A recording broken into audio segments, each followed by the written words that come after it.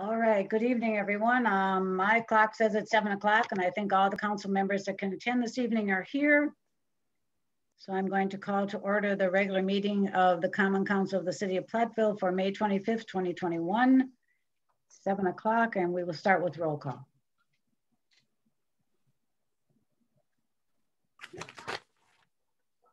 Isaac Shanley. Here. Eileen Nichols. Here. Kathy Kopp. Here. Jason Arts. Here. Barbara Doss. I believe she's excused. Ken Killian. Here. Robin Klein. Did you get me? Here. There we go. Thank you. All right, welcome everyone. The first item on our agenda this evening is a public hearing request for a conditional use permit at 130 Market Street, and we will start with staff presentation. So that's Joe. Yes, thank you. Yeah, this is a request for a conditional use permit, the 5050 Speakeasy Tavern, 130 Market Street. So the request is for an outdoor drinking area on that property, which under the B2 requirements does require a conditional use permit. So the location of the outdoor area would be on the north side of the building. So it would be the Furnace Street building frontage. If you look at the back of that, there's a kind of a patio area back there now and a paved parking area. So that's the area that they would utilize for it. They would provide some barriers. There's some samples in your packet of different styles that they're considering. They haven't nailed down the exact details yet, but there's several examples in your packet to give you an idea where they would put those on the property, kind of define the area, and the idea that they would be bolted down, but they would be removable since it is a seasonal activity, obviously in Wisconsin, so that they would be able to take that out of the way and still use that area for parking in the winter. So the area that they have defined is approximately 13 feet by 37 feet in area. In addition to the barrier, the enclosure, they'd have typical tables and chairs. And they have some out there now that they just use for, I think, for employees to take breaks and so forth. The hours of operation as proposed would be 3 p.m. To midnight, Wednesday through Friday, and 10 a.m. to 3 p.m. on Saturdays. So our ordinance does have kind of basic standards for outdoor drinking areas, which I have included in the packet. It's basically just to make sure it's affiliated with a licensed establishment, and there's trash enclosures and so forth. They're pretty straightforward. So the Planning Commission did consider this request at their May 3rd meeting. They did recommend approval with a few conditions. They did include the standard conditions in the zoning ordinance to itemize that, but they did recommend a slight modification to that. There is standards in the ordinance regarding outdoor music, the hours of operation, basically 10:30, excuse me, 10:30 or 11:30, depending on the weeknight.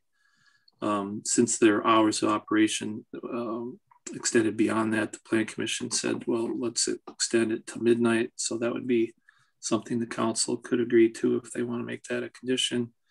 And then the other change that they talked about would be essentially making the conditional use permit for the outdoor area tied to the current ownership of the business. So if the ownership of the business changes, the new owners would have to come back in and get reapproval for the outdoor dining area. So with those conditions, the Planning Commission makes a recommendation for approval. Staff does recommend of approval. I'm a little concerned about the hours of operation. Personally, I'd prefer it just be standard so it's consistent with the other ordinance conditions as far as the outdoor music. But other than that, I would also recommend approval. Any questions for me? Any council member have a question? All right, we will get back to council discussion later. So at this point, does the applicant have any statement they would like to make? Yeah, I guess I'm confused as to where the midnight actually came from. We never actually asked for that. it did cause a little bit of confusion with some neighbors. It got published in the newspaper. I got a lot of calls about it. It was something we never asked for, and I think it just got talked about and then somehow wrapped into things. So I guess we really just want to go along with what the original ordinance was. We don't want to change it in any way. Personally, I don't really want to have music until midnight. That's just not really what we want. So also, I think there was a little confusion. We're not going to be having outdoor music. That was never a thing for us. That was also something that got published somewhere. Bands or something. Got questions a couple days in a row about some insinuations that we were going to have rock bands and this sort of thing. That's just not what the idea is for this. People continue to call it a beer garden. It's not a beer garden. This is a courtyard area. This is for overflow that people really want to be outside. A lot of our base clientele that was previously coming in before the pandemic have a hard time being inside. So that was really the driving force for us with this whole patio area idea. I don't think I have anything else to say. I could give you a lot of statistics as to why it's a great idea for us, why it's beneficial to our business going forward. It would only be a help to us, and I feel like the community, we're only going to beautify the back of the area some more. The extent of the outdoor music is we have a speaker with some music that plays at a rather low level. Our intent with that beer garden is a conversational area. Oh God! Sorry, not a beer garden. I'm sorry. Not a beer garden. Our intent with that area is to have it be a conversational area where people can come after work and relax in the sun if they want, and that's what our customers want. And that's what our lounge is all about, is the relaxation aspect of enjoying conversation and frankly, having a place that they can go to that is relaxing. If you can't hear the music now as a neighbor or as a person passing by, you're not going to hear it any different. So we currently have an outdoor patio that fills up immediately during the week and on the weekend with patrons that were coming in pre-pandemic. So some of those people walk in the door and walk out because they don't have a spot on the patio. So that was a real flag to me whenever we thought about what we were going to do going forward, what we could do to better our business. So yeah, I did have conversations with maybe 3 or 4 people in the last few days with some of the assumptions that were happening. And obviously that's not what's going to happen down there. That's the flow of the upstairs is going to go right down into the downstairs. And so I hopefully some of you have visited and get the feeling of what we're talking about, but it's hard for us to explain what the vision or the mood or the vibe is unless you've actually been there. And that's difficult for us when we have a lot of the assumptions and phone calls. All right, thank you for that. So we have asked people, as everyone knows, to register in advance if they would like to speak. So the next thing would be public statements in favor. We haven't had anyone register to speak. Public statements against, we haven't had anyone register to speak for that. We did have one person that asked to speak public statements in general, and that's Margaret Ruff. So I think, Margaret, I see you here. So if you'd like to make your comments now, please do. You're on mute right now. You're still on, there you go. There you go. There we go. Yeah, thank you. You clarified pretty much every single one of my questions and concerns, Lisa. So that's good. The application really implied that it was going to go till midnight during the work week, and that's concerning for me. And that you said it's a conversational area, and it's not a beer garden, and that the music won't be any louder than it already is. That isn't clear on the application. So I thank you for clearing that stuff up. And hopefully that can be reflected in the final okay, or the final allowance for it to go forward. I'm actually really excited to come and be there. But being your neighbor, I just wanted to make sure that I understood exactly what the idea was. And thank you for clearing that up. The other thing that was on the original application is something about how eventually there might be a permanent fence. And if that ever does come up, After talking to several different people, I guess that's something that we need to discuss prior to anything permanent being erected. So I just want to make sure that we're clear on that. That's all. Well, all right. And just to expound, as adjacent property owners that share a lot line, it seems like there should be a survey done to establish where the lot line is, because it is going to be a retail establishment. So it needs to be clear, because we wouldn't want to incur any liability or risk. So, you know, somebody slip and fall, which of course could happen now, but because it is an adjacent, you know, property and sharing a lot line, that is just a concern. I think that anybody would have that concern. I did have one other question that I had jotted down. I was wondering what the max capacity will be for the outdoor, not beer garden. And I don't know, I wasn't able to locate if there's a maximum sound level ordinance. I mean, as it is right now, it's not a concern at all, but that doesn't mean, I just don't know the answer to that question. Well, so could somebody respond to my question about the lot line? Joe, do you want to respond to that first? I'd say typically we do not require surveys to be provided when somebody obtains a fence permit. That's not something we usually do, just because you would let somebody erect a fence without a survey? Yes. You can't let somebody erect a fence without a survey. You can't. I mean, that'd be like, I'll tell you why it's a concern. Right now, as the neighbors, their garbage cans and their garbage bunker are on our property. They did landscape work and they laid gravel and rock, and it's on our property. We just tolerated it. They poured concrete between our two buildings. They poured concrete right up to our building. We just tolerated it. But at some point, you have to draw a line.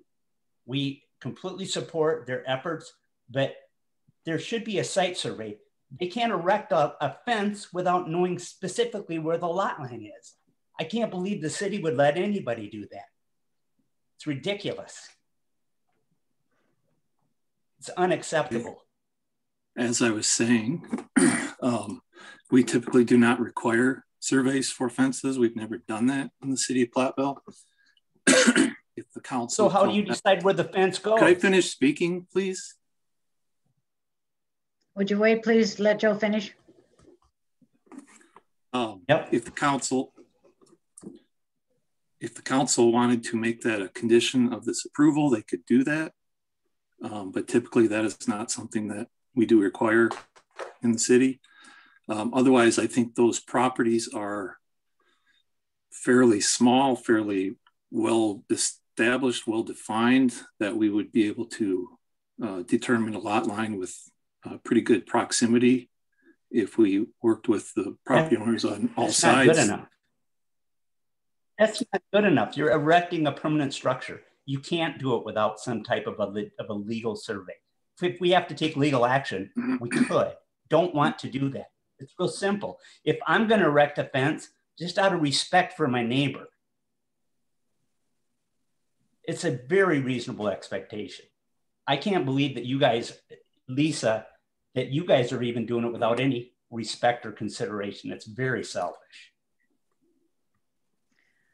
All right, thank you for your viewpoint. Joe, I think, has tried to give you an answer as far as the city's position.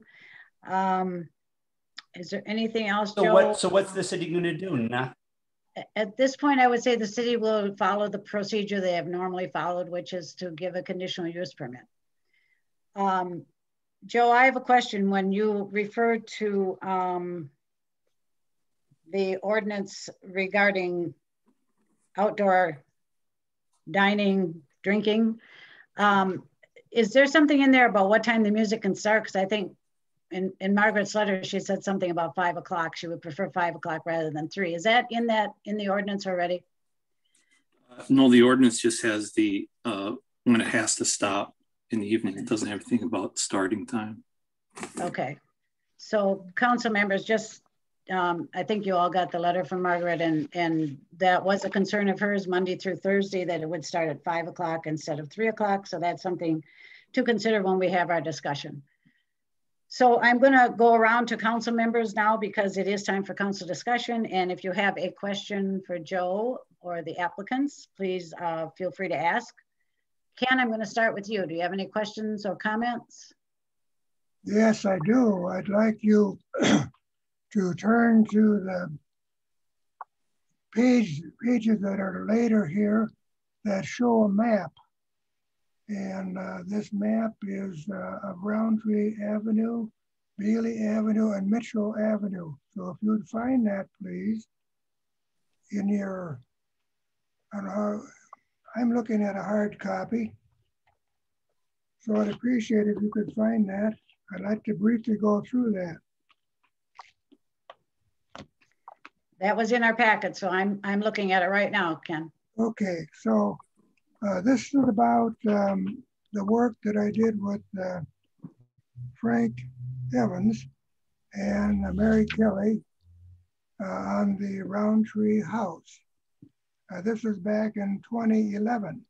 So looking first at the diagram there, it shows there, and the reason I'm going through this as far as on the readings as far as sound, as far as possible noise ordinance. So looking at the map there, on the left, we see that there's an A, and the A is across from the air conditioning units, which are on top of the Piggly Wiggly, and also there were air handling systems on the side. So A is the point where the sound comes from the ACs and also from the air handling systems over to the property line of the first house, or the house that's across the street from that point on Piggly Wiggly. So we go up to B. B is 100 feet away, and it says there that the distance is 100 feet. So we're looking at that, we see that the dB reading is 70 and 69, and the dBA is 59 and 60. Now, Elena just left the high school. Pardon? Who made a comment? No, go ahead, Ken. Okay, B is the intersect of east edge of rear driveway and property line for Roundtree House. And there, B is, that's 100 feet away. And the dBA is 52 and 54, and the dB is 65, 67. So that's a difference of 13 and 15 between the dBA and a dB. Then C is 182 feet from A, and that dBA is 51, 54, and dB is 65, 68, 14 and 14 as far as difference. And then D is 197 feet, and that's the intersect of driveway and steps of Ruth Jones' house located at 185 Bailey Avenue. And the dBA is 50 or lower, and the dB is 61, 63.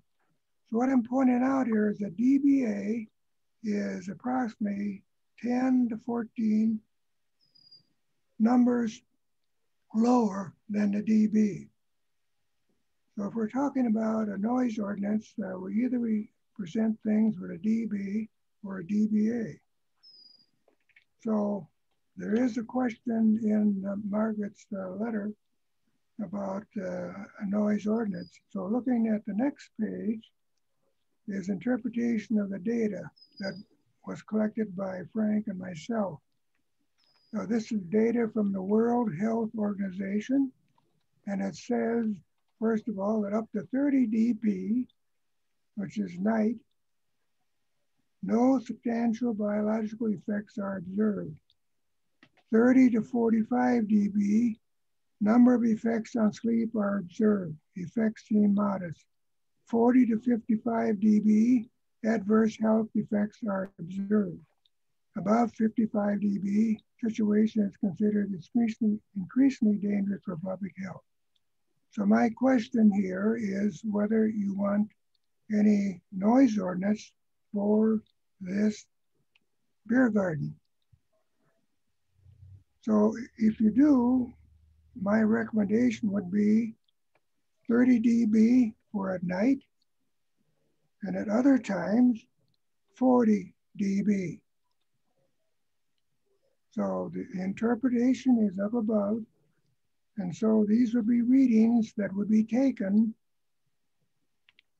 from the beer garden and at the point of going onto the property of the adjacent owner, in this case, the property that's in question here as far as next to the what is 130 Market. So is there concern about putting in a noise ordinance? If so, these are the numbers that I would recommend. Oh, she can't hear me. I don't know if she can hear me. Yeah, we talked briefly about, sorry, Ken, are you finished? No, I'm still asking the question of whether they want to have a noise ordinance or not. And I'm giving them numbers. To my knowledge, we do not have a noise ordinance. We discussed this last time. I know, but I'm giving you some numbers that would be a noise ordinance for this particular property as far as the music. Are you suggesting we talk about a noise ordinance tonight? Because that's not part of our conditional use request. You're having music being played. I'm asking the applicant and Margaret whether or not a noise ordinance is something that you people want. I think that's something for the council to discuss, Ken. We would have to look at other applications and other situations where music is already being played before we can just, I think, apply it to one applicant. No, this is not the situation. This is a situation where we know what the interpretation would be of the noise that may be produced. So I'm asking the applicant, I'm asking Margaret, a next door neighbor, as to whether or not they want a noise ordinance. So you know what the actual noise is, or music level that's coming from the adjacent property. Is it the term that Ken is using? If he's saying noise ordinance, does he mean like a stipulation on this conditional use regarding noise? It wouldn't be an ordinance. It'd be a condition that the council would be placing on this particular conditional use permit for this applicant, which certainly the council has the right to do, but I think you want to be cautious, because if you haven't done that with other applicants, I think there's a legitimate question to ask, or whether or not that should be a, if we're talking about a noise ordinance and you want that to apply blanketly across the city, that's an option, but you have the right as the council to put a stipulation on a property owner based on feedback that you've heard from residents. So if there are a bunch of residents that feel they're going to be affected by that, certainly as part of that conditional use permit approval, you can put additional restrictions on decibel limits, noise, etc. Yes, I'm talking about this one particular property, right. Not talking about the whole city. So this is controlling the noise level coming from that particular property. So this is something that could be placed in there tonight.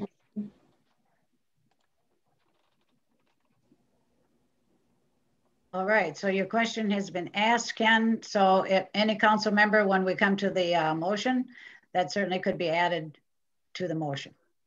It's not currently in the motion as proposed in our packet. Well, there are other items on the motion that aren't in there either, as far as the music is concerned, as far as when it stops and when it starts. So we can change the conditional use. We can change it, and noise level is a part of it. Okay. Anything else? Well, that's it for right now. All right. Kathy, you have any questions or comments?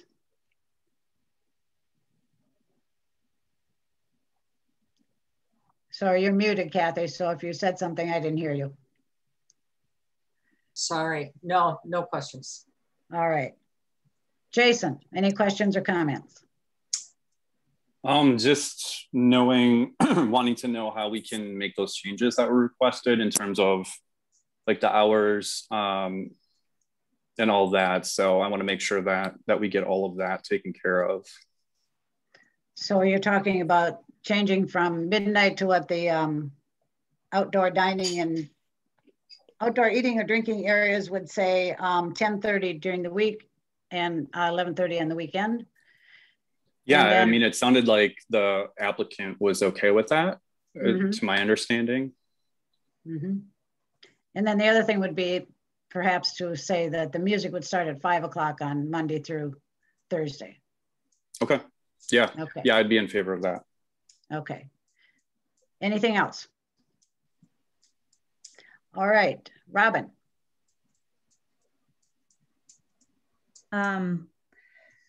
I have three things, hopefully I'll remember. Well, I do think that the start time setting that, I'm sorry, Margaret, but I feel like that's a strange precedent to determine, like, if one business has an obligation to have activities at a certain time or another due to another business's needs. A courtesy, an agreement, I'm not sure, it could be conditional on a conditional use permit, makes sense, but I did feel like that was a hard ask. And that maybe there's a compromise, even just, you know, going with splitting the time at 4 o'clock or something, but I'm not sure how attached Jeff and Lisa are to that start time. And then I feel like the capacity question got missed or not addressed. If there's an estimated capacity set there, and then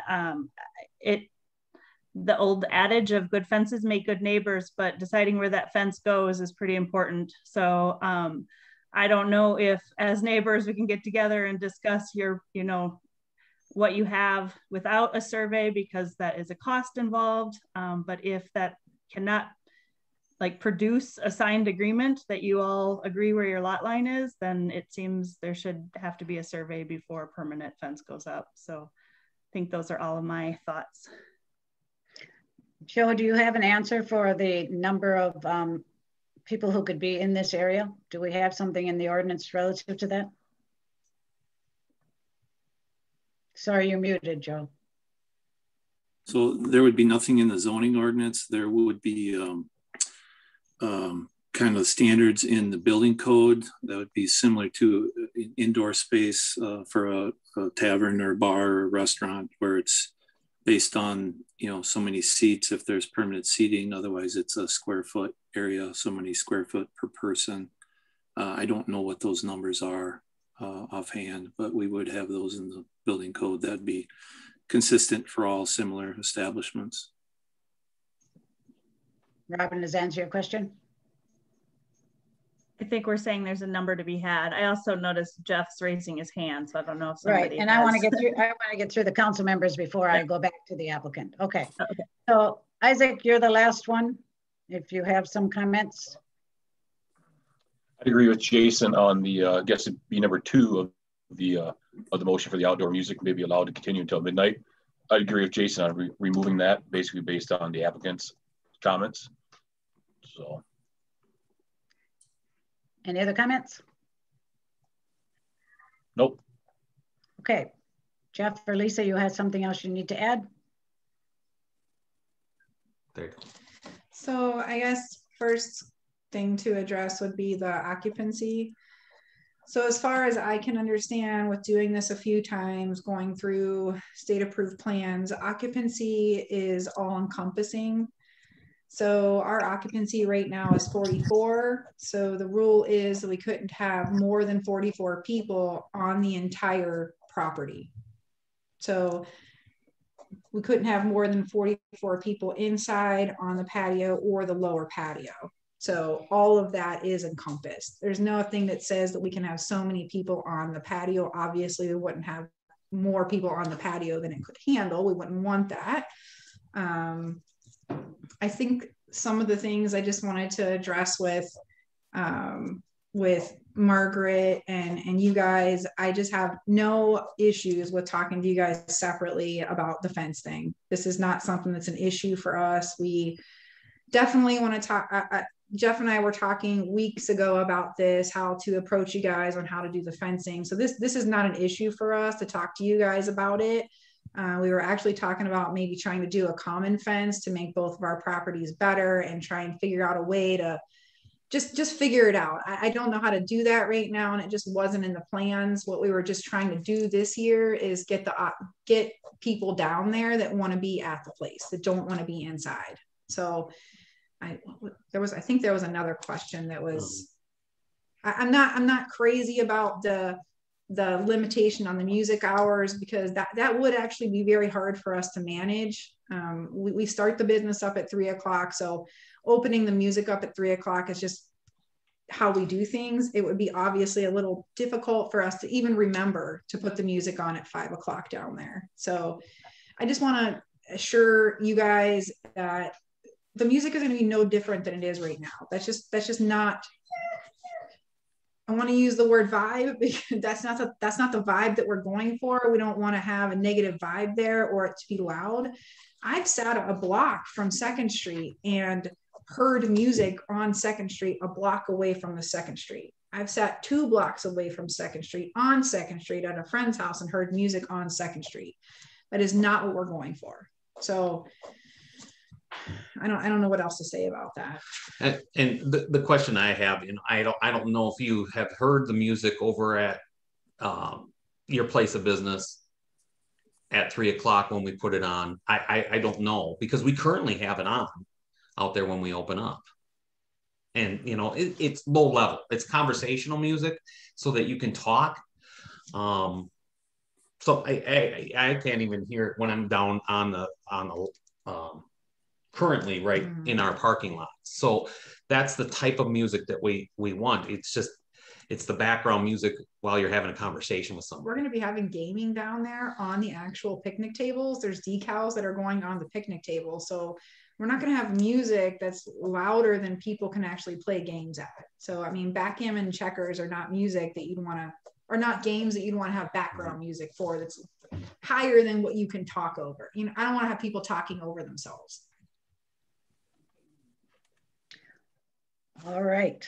So I think we have heard from all sides. If, again, we look at what was in our packet, there may be some changes some council members may want to include then in the motion. Obviously, there's the question about the music, 10:30 weekdays to end and 11:30 on weekends. And right now the music could start at 3, as I understand it. So is there a motion? Oh, excuse me. First, we have to have a motion to close the public hearing. Yeah. Margaret still has something else to say. If yeah, Margaret, I'm going to let you talk, but I don't want to carry this out to where it's going back and forth, because then we will never get through this this meeting. But go ahead. If you have something to add, Margaret. I wanted to clarify. Yeah, I just wanted to say that as long as the minutes reflect that the music is intended to be conversational, I think that's good enough. There doesn't need to be a specific noise ordinance. I agree. And then I wanted to clarify that the request wasn't that the music not start till 3. It was a request for what's called the beer garden on the application open at 5 because of privacy reasons of clientele that are at my office receiving medical treatment. And initially that building was zoned institutional. And I think for Lisa and Jeff's businesses, it was important that they get it changed to business. And I guess I just didn't ever anticipate there being traffic in the backyard because I thought parking was required. And I'm not challenging that at all, but I wanted everyone to understand that my request was that the beer garden area open at 5, not that the music not start till 5. So I apologize for that because I misspoke. Okay. Yeah. But other council members have thought the same thing. So I wanted to clarify that. Okay. Thank you. That's all. All right, council members. We have a request for a conditional use permit at 130 Market Street. And it is time to first have a motion to close the public hearing. So I need a council member, please, to make that motion first. So moved to close the public hearing. All right, so we have Isaac and Ken, a motion and a second to close the public hearing. Candace will vote.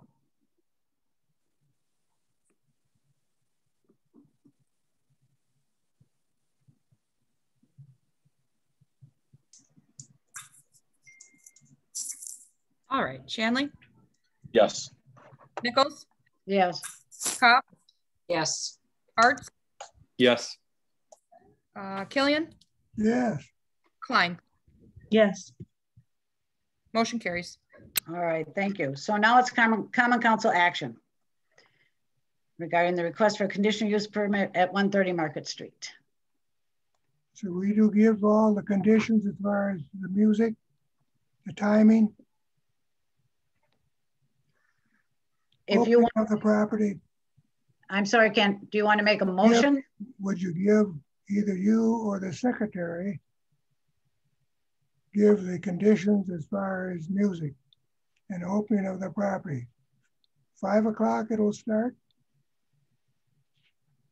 That was a suggestion from a neighbor, yes. For 5 o'clock for the actual garden to open.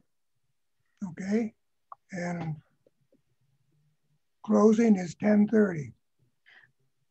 No, the music, as I understand it, would close at 10:30. Right. I don't believe there was a timeline for the actual garden to close. Joe, am I right on that? The standard requirements in the ordinance are addressing the outdoor music. I think the other hours would be dependent on the liquor license, probably.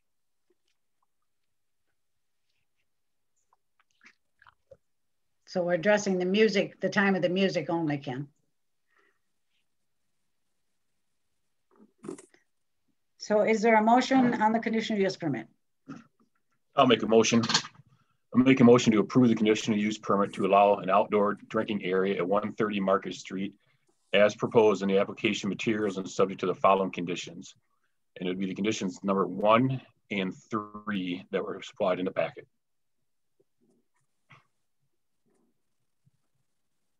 Is there a second to that motion? Well, I'll second the motion. And then I have a question. All right, we have a motion and a second. Any further discussion? I have a question. All right, Ken. The question is for Adam. If in the future, if there's considered to be a need for control of the sound level, could it be brought back for this particular property? Yes, you as the council have every right to review a conditional use permit if a reason substantiates itself. So yes. Okay, thank you. Any other questions from council members? Seeing none, we will vote. Shanley? Yes. Nichols? Yes. Kopp? Yes. Arts? Yes. Killian? Yes. Klein? Yes. Motion carries. Thank you, everyone. Next item is consideration of the consent calendar. The following items may be approved on a single motion and vote due to their routine nature of previous discussion. Please indicate to the council president if you would prefer separate discussion and action. The A item is council minutes from our May 11th, 21 regular meeting. B is payment of bills. C is appointments to boards and commissions. In this evening's one appointment, Soraya Strobel, is a reappointment to the Parks and Rec. D is licenses in the packet.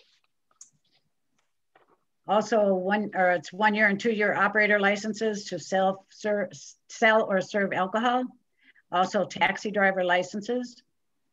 We have 2 street closing permits, 2nd Street from Main Street to Furnace Street and Mineral Street from Oak Street to 3rd Street for the Chamber Music Fest on Saturday, July 17th from 9 a.m. to midnight. The second request is to close Main Street from Chestnut Street to Water Street for the Southwest Wisconsin Auto Club first annual Platteville's Cruise In on Main on Saturday, July 17th from 3 p.m. to 8 p.m.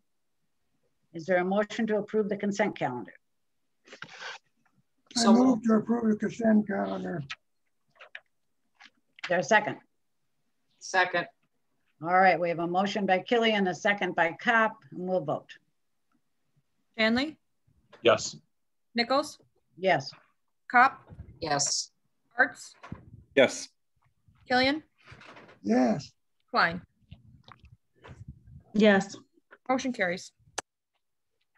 Next is citizens' comments, observations, and petitions, if any. Again, the list that I was given did not indicate anyone had signed up to speak. So we'll go on to reports that are in your packet. Well, Eileen, I'd like to make a comment if I could. Oh, sure, go ahead. Just like to remind everybody, you see a lot of social media about, that Platteville doesn't have a place to sit down for steaks, fish on Friday nights, et cetera, for restaurants. So I just want to remind everybody that the Platteville Country Club and Golf Course does have their country club open to the public, and it also does have, regular hours, regular menus, and they also do serve specials as well. So. All right. Eileen, could I sure, go ahead. Do a little reminder as well? Monday is Memorial Day, and the American Legion and VFW are planning an outdoor program at 11 o'clock on Monday. Okay, and that's in City Park, right? Yes. Okay. Any other council member have something to add? All right, seeing none, we're going to go on to reports in your packet.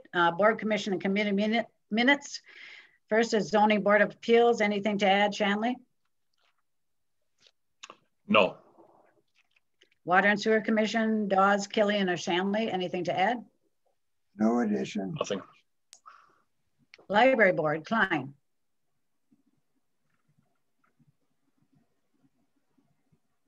Nothing to add. Airport Commission, Kopp. Nothing further. And Community Safe Routes Committee, Jason. Nothing to add. All right. So our first action item this evening is Ordinance 2102, amendments to Chapter 21 subdivisions. This is the public hearing we had at our last meeting. And this is our opportunity now to take action on this. Joe, do you want to give us just a recap, please? I would just reiterate that this is a comprehensive revision to the ordinance. A lot of different activities that and actions and areas that the Planning Commission looked at. I would say that since the public hearing we did receive, or right before the public hearing, we received comments basically from the Community Safe Routes Committee. They had some items regarding street widths, when and where the sidewalks are required, which was an implementation for the sidewalk policy, and then some concerns about the sidewalk exception process, the language in there that it wasn't clear and well defined. So those changes were made to the ordinance. I think the last version I had them highlighted in yellow. My understanding is that ordinance with those changes went back before the Safe Routes Committee, and they did agree with those changes as presented. So my understanding is everybody's on board at this point. So staff would recommend approval. All right.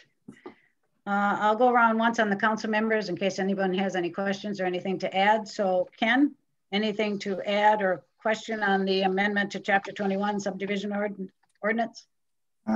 Question for Joe. I'm looking at the Community Safe Routes Committee minutes of April 19th. So there were comments toward the end of that committee meeting were all those comments taken care of? You know, they were made there as far as the Safe Routes Committee. And it looks like they wanted to have more input. So has that been taken care of? I have not seen those minutes. I don't know exactly what you're referencing. I was working off of the email memo that Christina Fields had submitted previously. So I was working off of those comments. But like I said, my understanding is that just went to them at their last meeting in May, and they were on board with the revisions as included in your packet. And I know Howard and Jason would have been at the last meeting. Would you concur with that, both of you, that the Safe Routes Committee has reviewed this again? And yeah, we reviewed it and everything was okay with us. So okay. So this was after April 19th. Correct. Correct. Thank you. Yeah, it was at the May meeting. Okay, thank you. Kathy, do you have anything to, I'm sorry, Ken, is that all you had? Yes. Okay, Kathy, anything to ask or add? No. Okay. Jason, anything additional? No, all right. And Robin, anything additional? No. Isaac? Anything Nothing additional? additional. Okay, all right, so then we would need a motion to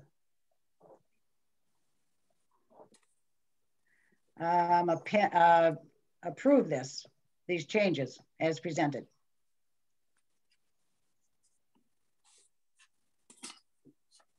So so is there a motion from any council member? So would it be a motion to approve the changes as amended? Yes. To the subdivision? Okay. Yes. So I'll move to approve the changes to the subdivision ordinance policy. Yeah. Chapter 21. Chapter 21. Mm-hmm. Is there a second? Second to the motion. All right, we have a motion and a second. Candace will vote.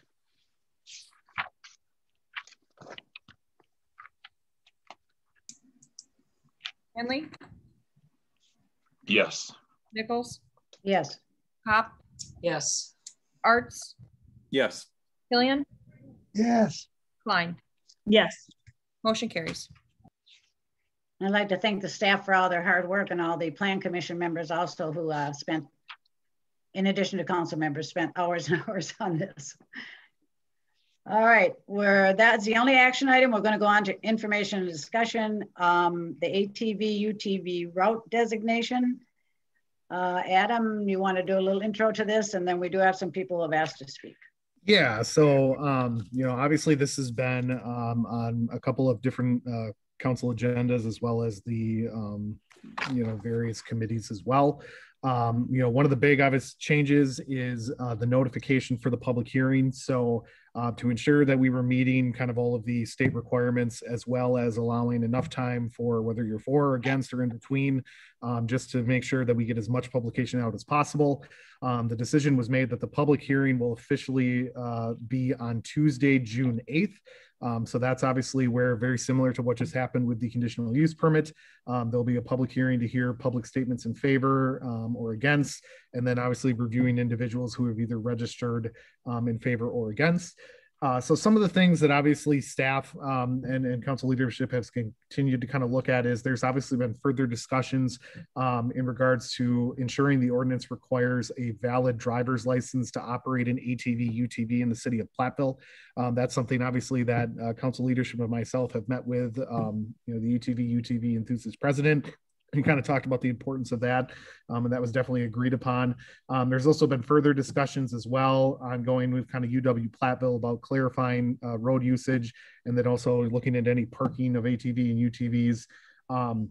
And then one of the things, obviously, as well that's been done is the Platteville Police Department did do an open records request with the DNR to try to get some further information on the number of licensed ATV and UTV vehicles within the 53818 zip code. And that's something, obviously, that we will have provided for the council and obviously the public during the public hearing. We'll have that in the packet with the information that we got from them. We just got some information, and both the chief and I are kind of looking through that. But obviously, again, now is kind of open up to kind of anyone who has questions either for or, in opposition, and kind of go from there. All right. We do have a number of people who have registered in favor, but first I'm going to go to those who have asked to speak. We have 2 people who have asked to speak against the changes. So I'm going to start with that. Alana Kaywood. Lana, yep. I'm unmuting myself. Okay, can you hear me now? Okay. All right. Now that I have the hearing date, I think that helps some. But I think, just a few things I've thought about since I attended the last meeting is, and this information may be available in what Adam was talking about, information the police department has requested. But I'm wondering how many of these ATV, UTV users that want to pass through town actually live in town. I mean, if they live out in the country, they don't have the concern of these things zipping past their house like I do mine. So I'm interested in that number. How many of them actually live in the city of Platteville and are wanting to influence a decision that in no way impacts their personal residence? And then I know the last time we met, there was information about data since the current ordinance passed in terms of police contact with drivers and this kind of thing. I just don't think data during a pandemic year is going to accurately reflect anything, whether it's about ATV, UTV use through town, whether it's about testing over at school. I just don't think you can take information or data generated during a pandemic year and make accurate decisions or make good decisions based on information that's probably not accurate, because it would be different in a non-pandemic year. Okay. And then just because I've been reading the state statute a little more closely about mufflers and noise control, which I would love to see our police department actually enforce that state statute, because clearly they are not. But the state statute says that a vehicle is not to have a muffler altered in any way. And I'm just wondering how many ATV, UTV owners are altering their mufflers to make these things louder. And if they're going through town with an altered muffler, is our police department prepared to enforce the state statute regarding mufflers and noise? Because I'd like to see that done, particularly on the pickup truck that goes past my house that has 2 stovepipes coming up through the bed of the truck for the exhaust. So I just don't think we need more noise. And I would love to see the state statute that is currently on the books enforced here in town. It's not, or let me put it this way, in our neighborhood. I'm guessing there are some neighborhoods here in town where noise would be an issue and would be taken seriously. Here in what I call kind of the city center, it is not. So anyway, I I just don't want more noise here in town. I don't care what's making it.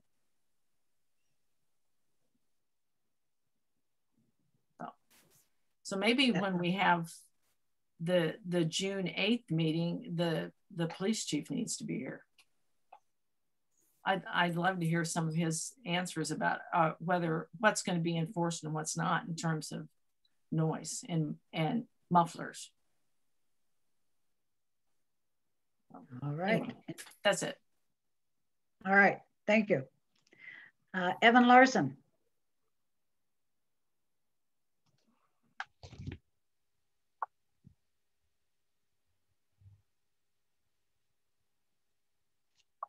Can you hear me now?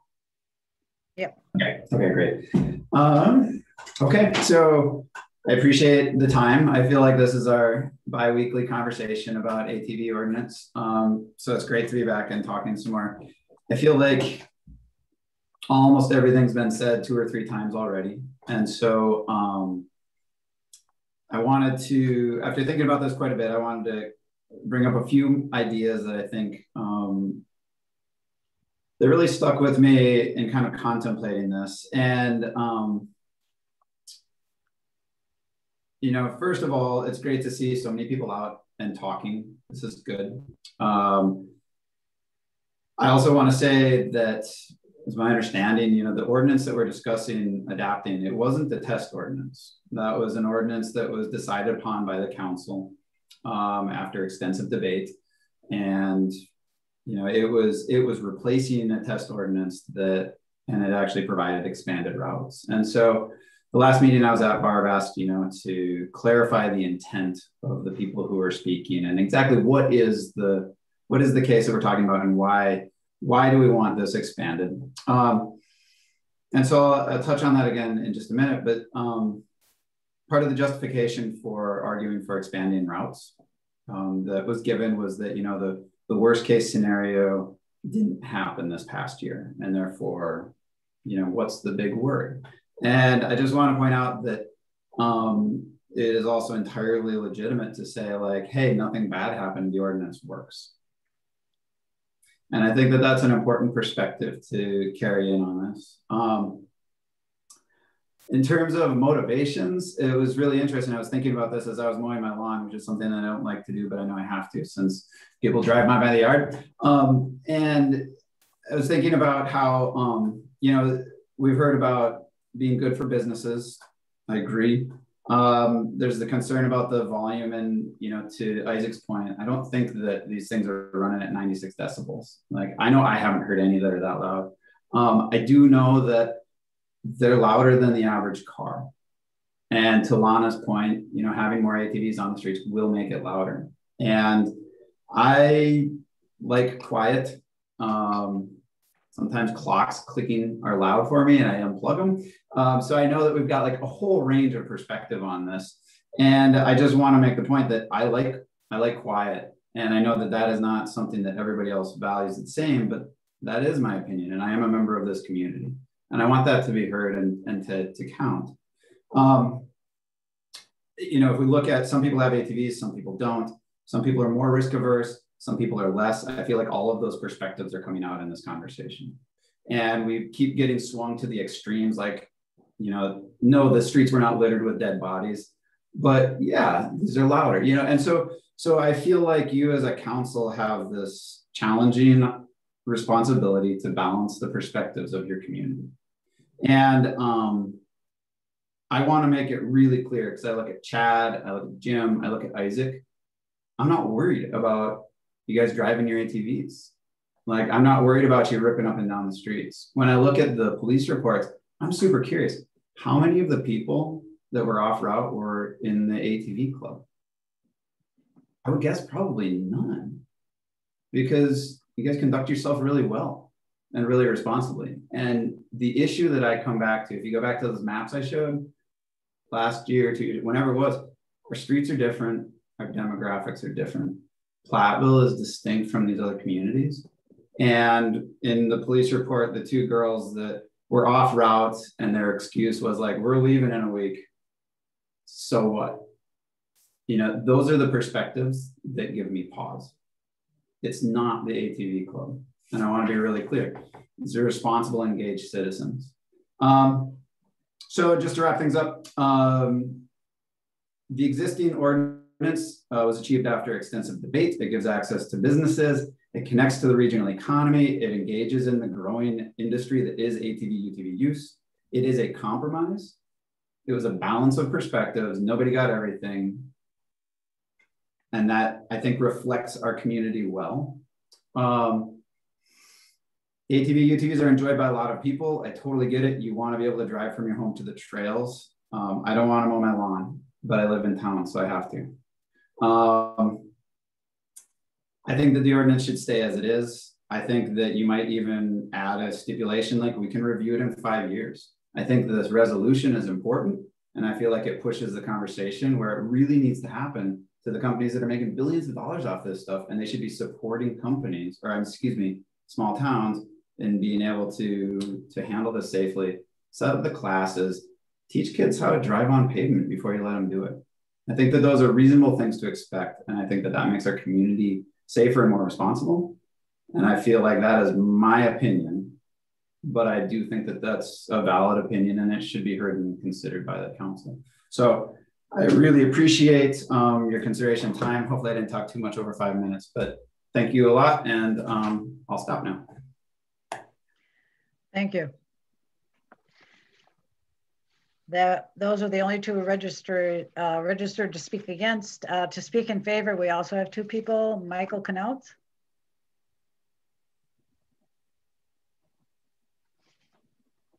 I don't know, Michael, are you here? All right, I don't see Michael. The other person is Jim Schneller.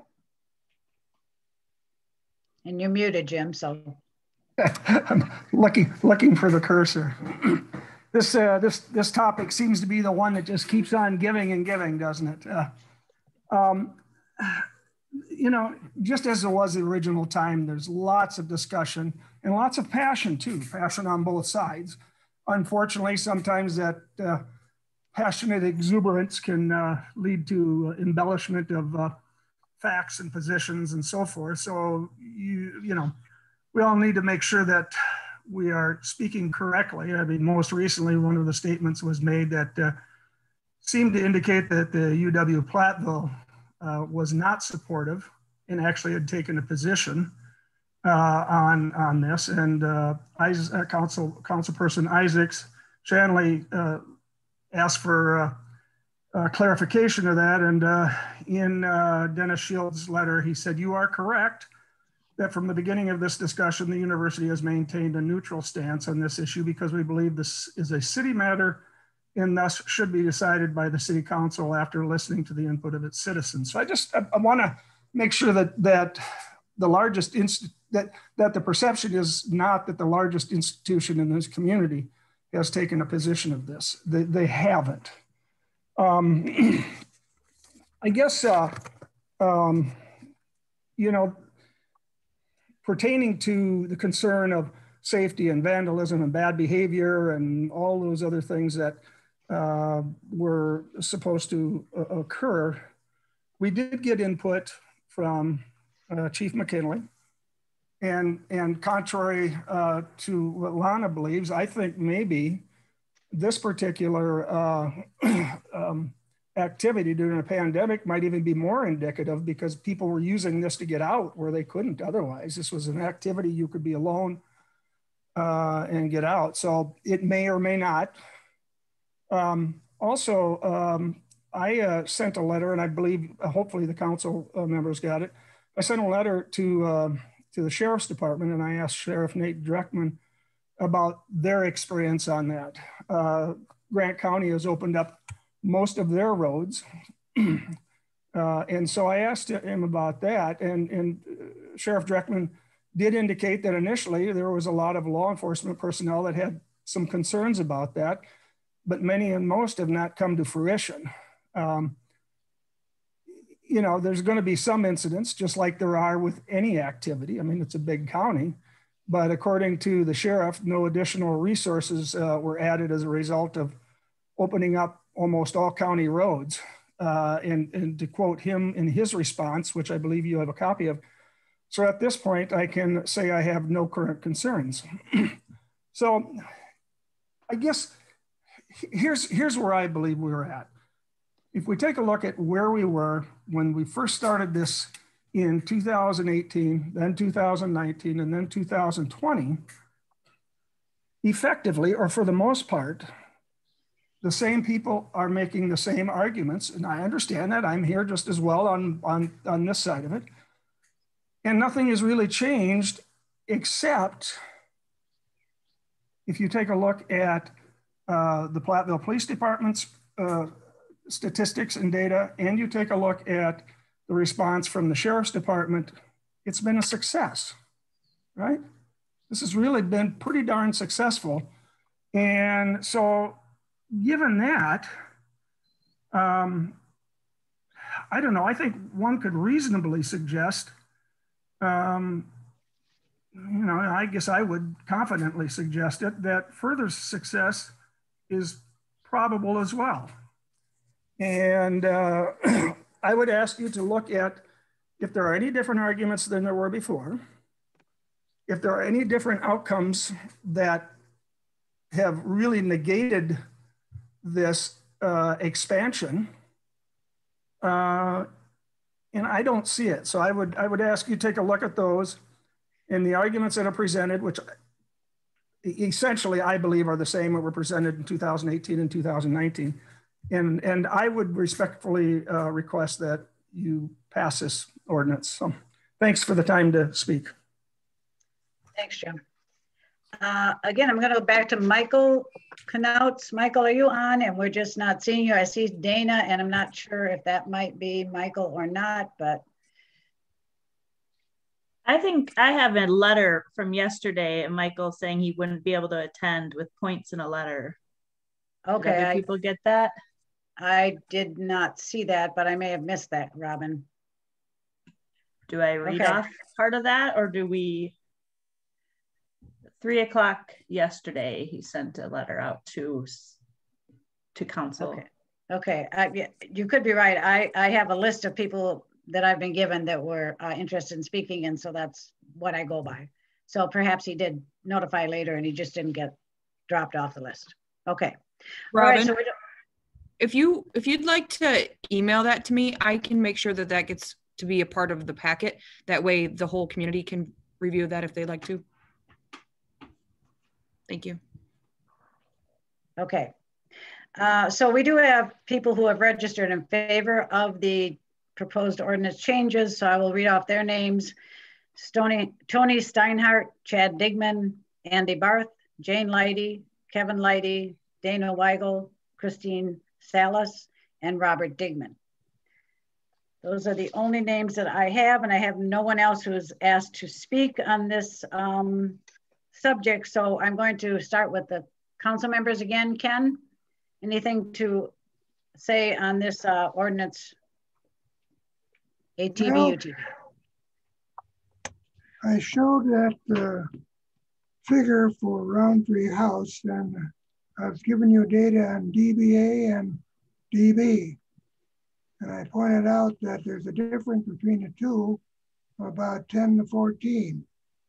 So we keep hearing about 96 decibels, and it's 96 decibels on a DBA scale. So if we put that over onto the DB scale, the 96 actually becomes about 106 to 110. So take a look at that, and you'll see that they've been talking about 96 decibels and referring to it, I assume they are on the DB scale, and that's incorrect. So it's actually on the DBA. So actually on the DB, it's, as I said, it's about 10 to 14 higher. Anything else? Well, that's it for this time. All right. Kathy. I don't have anything further right now. All right. Jason? In the spirit of providing accurate data, which I agree with, I was wondering if, I believe it was Jim said that ATV use in the city went up during COVID.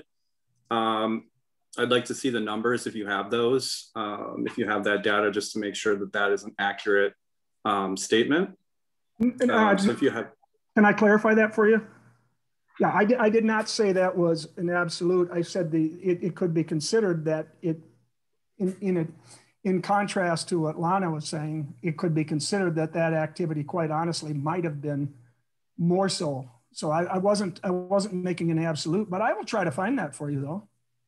I'd appreciate that, and I'm not here to argue with you, Jim. So no, I'm very careful on making statements and not making sure that I'm stating something that is fact when it's not. So okay, I appreciate that. Thank you.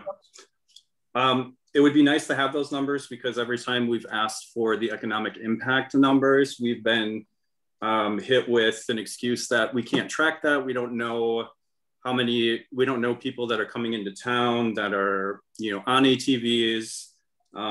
So I've been waiting for that data as well for the past 3 years in terms of an economic impact study. Really, one of the things that I've noticed through this whole discussion is that from the inception, so going back to the original open house, it was built as an open house. And when I got there and when other community members got there, we were in the impression that it was going to be an open forum. There would be information provided. There would be discussion. There'd be time to ask questions. What it ended up being was an open house. And I believe Karen Kurt was the city manager at the time. And she said, yeah, welcome to this open house. You're free to go around and look at all these machines and ask questions. And it wasn't until some community members and some other people kind of went to Karen and said, hey, we were expecting this to be a forum. We were expecting this group to provide us information, not, and it seemed like really from that point, the burden has been more on the community in terms of pointing out the safety concerns, pointing out, that these are not recommended to be used on roads by the manufacturers, that if they do have access to the roads, they follow DNR statutes, not DOT statutes. So penalties, guidelines are different. All of this has been brought up by a lot of community members. And I feel like it's really been a one-sided debate. I feel like, the community has presented concerns, have asked for information, have given suggestions in terms of, why doesn't the club really push, get their resources together, push at the state level. Our state representatives, they're getting paid to make these types of decisions. None of us on this Zoom call, council members or anybody else in the audience, has any expertise in terms of making a decision to decide whether a vehicle that doesn't meet standards and is not recommended to be used on pavements, how can we can't make that decision. That is for the state to do. That is for our paid legislatures to do at the state level, to work with the DOT, to work with the DNR, to get the manufacturers in and say, hey, like if this is okay, if this is completely safe, why do you keep saying that it's not recommended to be used on pavements? Something needs to change in terms of that, and something needs to change in terms of how the registration and the guidelines and the laws that people have to follow. If you want to have access to the roads the same as any other motor vehicle, and I'm saying motor vehicle because that's what these are. And so a similar comparison would be a motorcycle, a moped, an automobile, a pickup truck. We're not talking about bikes or buggies or all those other things.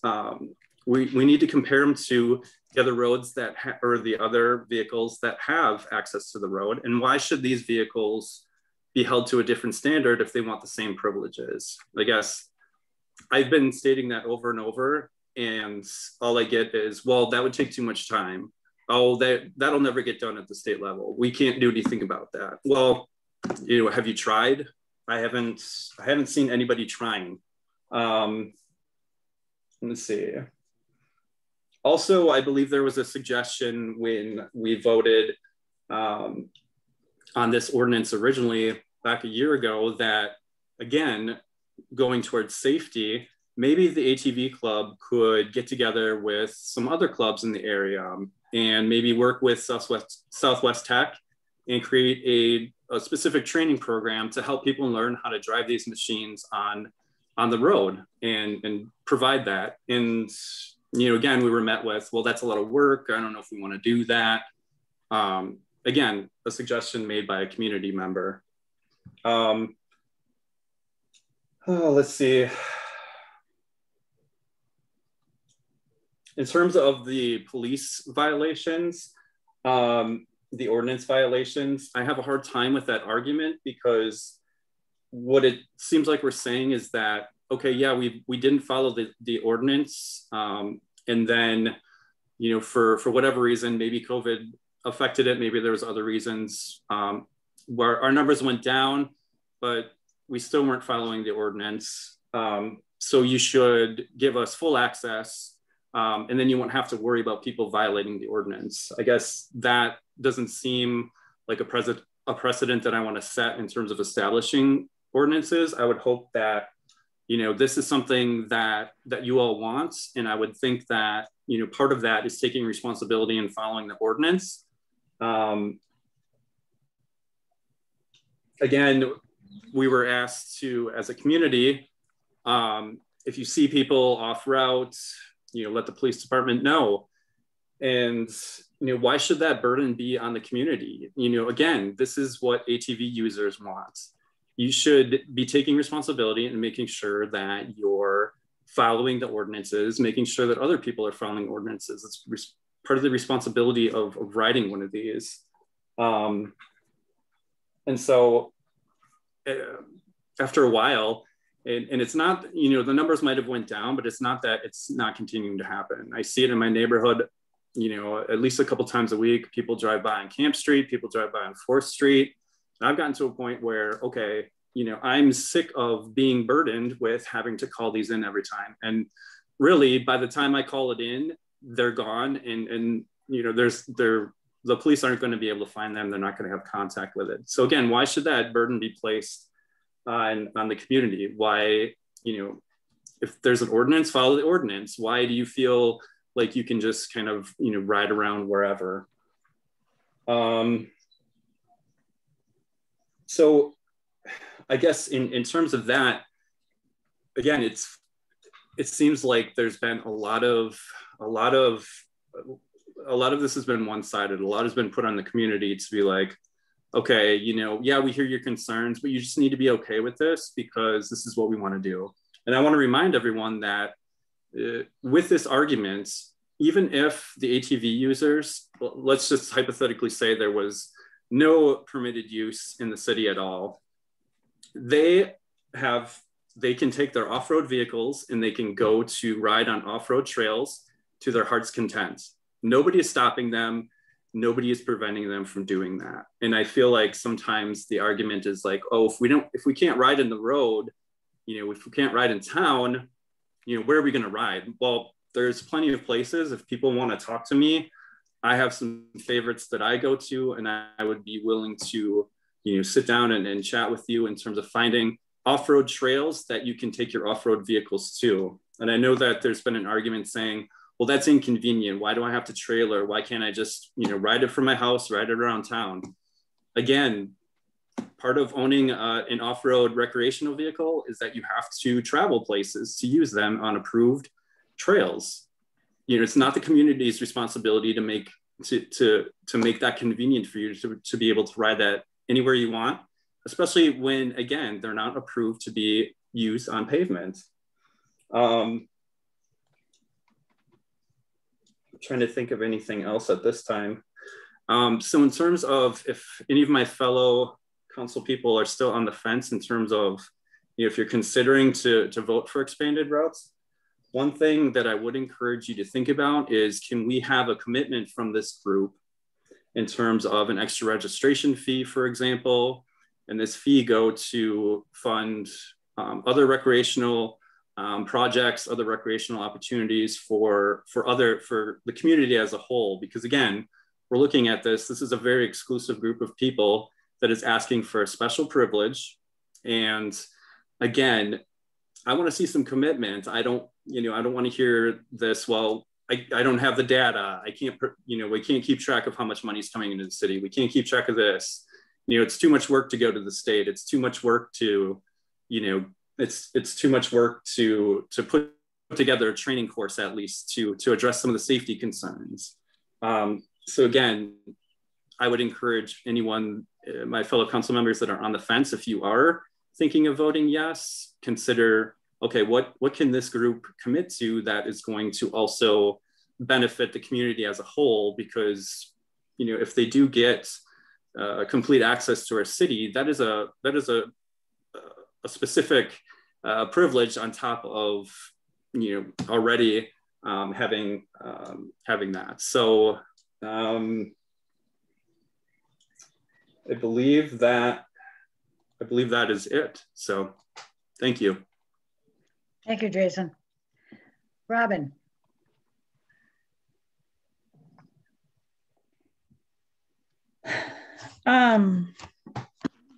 Sorry, but Jason got my mind going back on that registration fee conversation that nobody wants to seem to engage in. But I definitely appreciate the idea of it creating a fund that we can do something with. So maybe it's even hosting a community class, like he's suggesting that for training high schoolers or other community members jumping in and driving these things, but also certifying that people that are in our community have had their brakes, lights, helmets, all that sort of gear discussed and checked out. But side note, so I really just kind of sit in this place of, if it's a fight that to be had or is appropriate to be had, or finding where the other lines of compromise are, getting good things done while we're here in this conversation. So I really appreciate a lot of the points that Jason's making to this effect. But I want to bring up something that really sits on my conscience, and silly as it may be, but it's the skateboard conversation. So it's another one of those activities that gets people out in the fresh air, but it really irritates a lot of people that it's happening.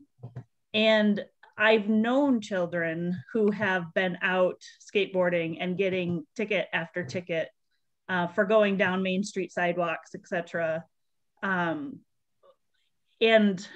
it's really one of those places where the people who are getting in trouble for it really don't need to be on our radar for the skateboarding. They need to be on our radar because they need some adult intervention conversations, follow through with why they don't care about the ordinance. So I think Isaac had kind of made the reference to, going and knocking on the door of a kid who was riding on the wrong street off the path. And it creates a place and space for us to interact with individuals, but are we really just creating more havoc in their life and causing law enforcement interactions in a situation where that's not really what we want for that community member? So if we have a noisy, reckless driving UTV in our community, there's going to be a reason for law enforcement to have some sort of interaction, regardless of whether they're on trail or not. But do we need to keep tagging them over and over again with being off trail tickets?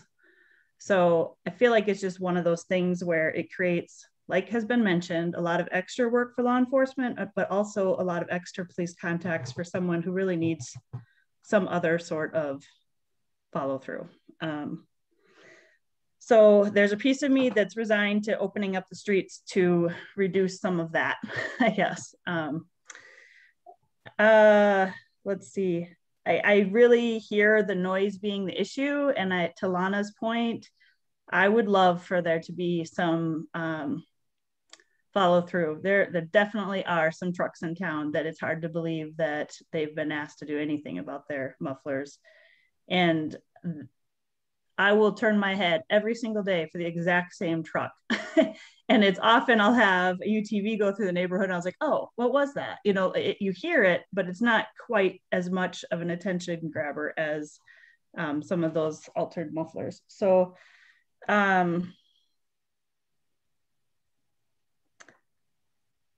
I also really appreciate the fact that giving the ATV club what they're asking for and then the interactions are done. It is hard to not use this as leverage to ask you to step up and push the legislation to get things done on your topic of interest. I know no one person in the ATV club has a responsibility to get legislation changed, but it's certainly an area that you have more awareness, understanding, and motivation to push. So to Jason's point that we haven't heard what's getting done on that front from anybody in the ATV club saying, yes, this is what we've gotten done, or this is where we're talking. I will say, I think I did hear some reference to that at the high school when we had that public forum, but I beg you to do that. Like, it really has to get done. And I don't know how else to help motivate it to get done, but to hold that like resistance of, you know, you're going to have to keep working and convincing us that you're holding your group accountable in different ways. I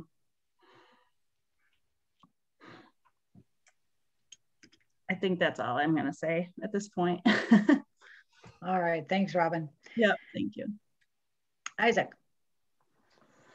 Like almost everybody else has said, pretty much everything has already been stated, but I will say, and kind of with the Jim and kind of in Lana's question is, you know, I think 2020 was a great year for testing here of usage. So, you know, the state registration over in 2019 was 6% higher, and that equates out to, you know, over 28,500 plus more registrations from the previous year. You know, this was a pandemic year that people weren't supposed to be doing anything. Well, they were buying machines as fast as you could put them on the lot.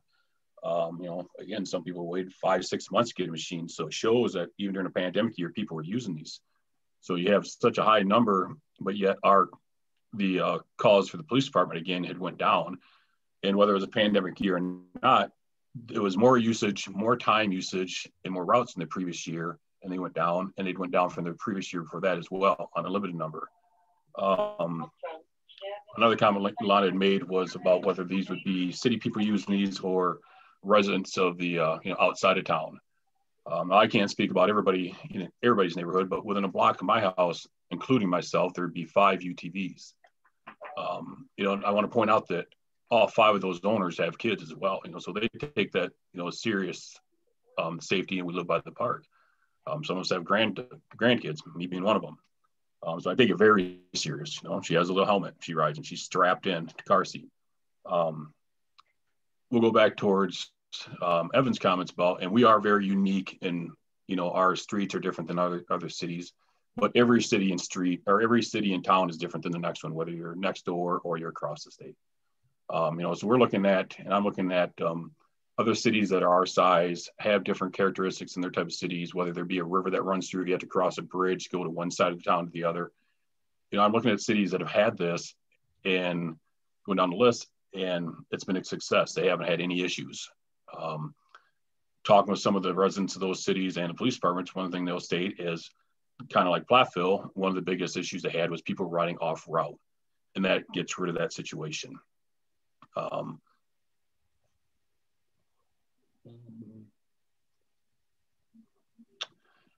of the things that, you know, the club is asking for here is something that the state has given. You know, the state has stated that you can ride these on streets that are 35 miles an hour or under, and that's what the city of Platteville is. You know, I think the highest speed would be a 30-mile-an-hour one, which would be on Business 151. The rest of it would be 25. The club is even when it stated that not all the streets in town, because we even realized that on the southeast side of town where it gets a higher speed limit, you have more traffic, more commercial use. We've been stated, you know, did not include those because again, you know, we're everyday people as well, and we're concerned about safety. So we don't want that high traffic area out there because we think things would happen out in that area.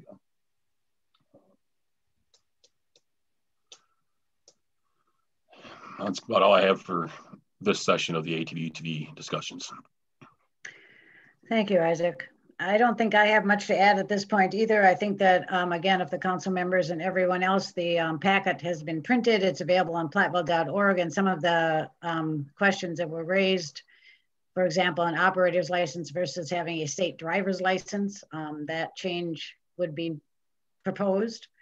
And some of the other items, I think it's worth reading again for everyone so that we can discuss all that when we have our next meeting, where we hope to vote and make a decision. It will be a public hearing. So again, tune in on June 8th. We can talk further.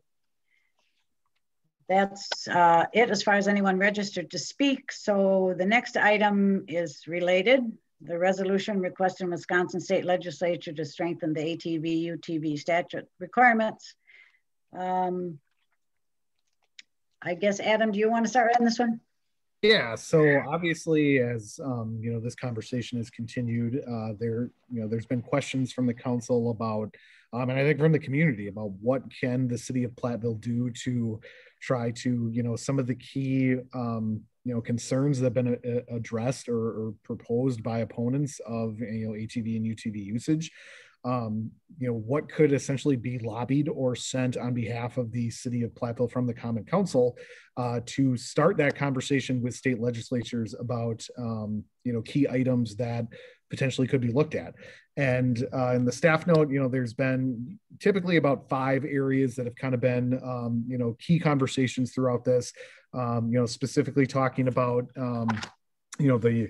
that ATV UTVs are not recommended for on-road usage by the manufacturer's owner manual. Number 2 is the kind of concern about how, those individuals that do get a ticket when they are not, properly utilizing their ATV or an offense occurs, that it is done through the DNR and not the DOT. So there's some discrepancies there about obviously how that affects somebody's driver's license and the ability for citations. The third one talks to the concept again about safety and looking into, ensuring that we continue to have safe neighborhoods for our citizens, and also looking and lobbying the state legislature to talk about how, specific courses need to be done or specific training on designated ATV, UTV routes, which would be roads. There's been comments about, obviously the noise level and how that can have a adverse health impact on populations. And then just some confusion on the official classification of ATV UTVs. So what you'll see specifically, obviously this was proposed at the last meeting. Based on some of the comments, I did make some changes in red. Council leadership and I actually sat down with Chad Digman, the president of the ATV UTV enthusiasts, and kind of went through a lot of these. And there were some additions that he thought the club would also be willing to recommend as well, specifically about the training and even the training on a designated municipal ATV route. In the conversations that we had with the ATV UTV group, they definitely were in favor of number 2 and number 3. And then what I did is in regards to, I know there's been kind of some comments and questions about kind of the confusion on the official classification of ATVs. So I went out and pulled the state statute 23.33 and provided kind of in the resolution to the council what specifically is the current definition of the classifications. So that is obviously something up to the council's purview if that would be something you would want to include in this resolution. But essentially we would be looking to kind of go hand in hand with, irregardless of whatever the decision is for or against, to look to see to kind of send this resolution to have the council adopt this resolution in some form or fashion.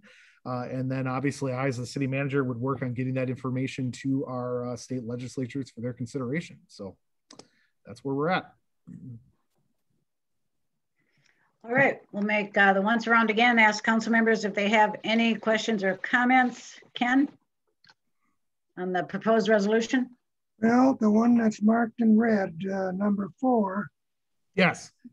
Needs more attention because back when I gave you that information as far as the round tree house, I gave you interpretation of the numbers as far as decibels.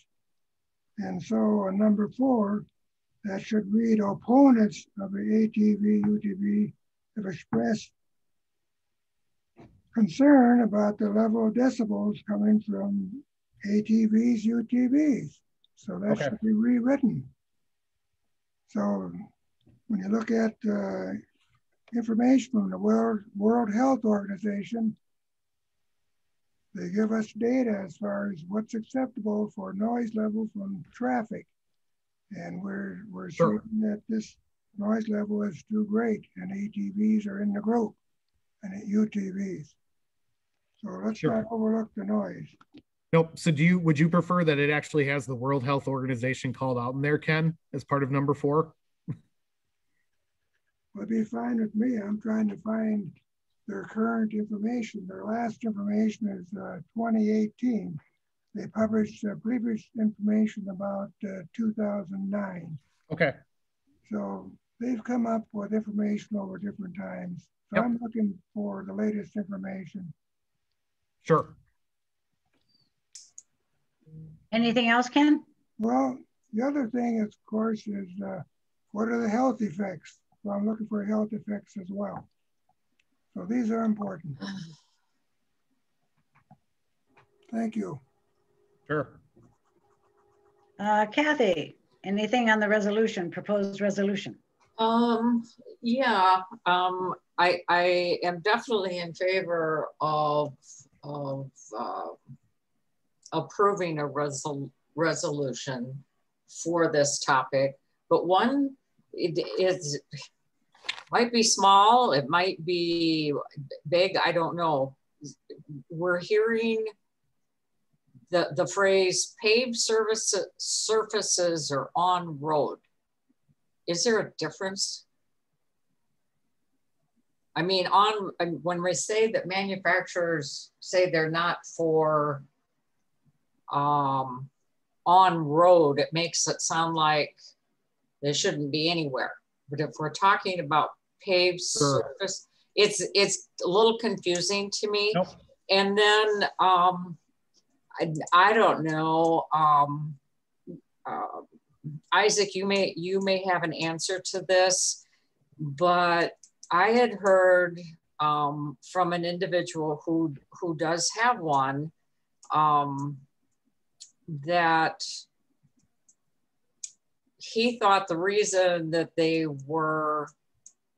had the little sticker from the manufacturers because of the tires are low pressure tires. And I said, well, what does that mean? And he said, well, they're made that way for the trails so they don't tear the trails up. But he says, when you ride on a paved surface, you're just harder on those tires. Is that, I guess I would like to know if there's any more information on why those manufacturers say they're not. I mean, I get the speed, but does it have anything to do with the tires? It's just, I'd never thought about it. I didn't know anything about low pressure tires. But one of the things that I really like is the proposed training. I think that is really, really important. And it goes across all types of vehicles, in my opinion. But I do know, and I'm assuming it's because of last year with me and COVID, but I have a granddaughter who got a driver's license without being behind the wheel. You know, that's, yeah, they did the class and did the behind the wheel, but they didn't have to take a road test. So DMV got through that. But anyway, that's the only comments I have. I'm just very much in favor of putting a resolution together, and I'm really happy to hear that the ATV club sat down with the city and worked together on that.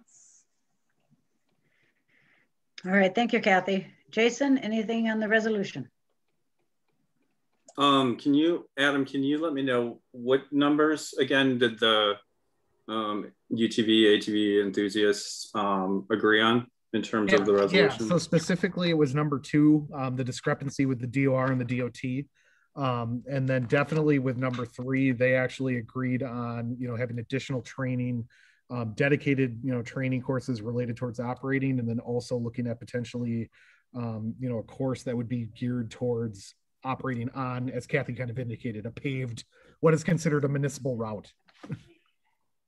Okay.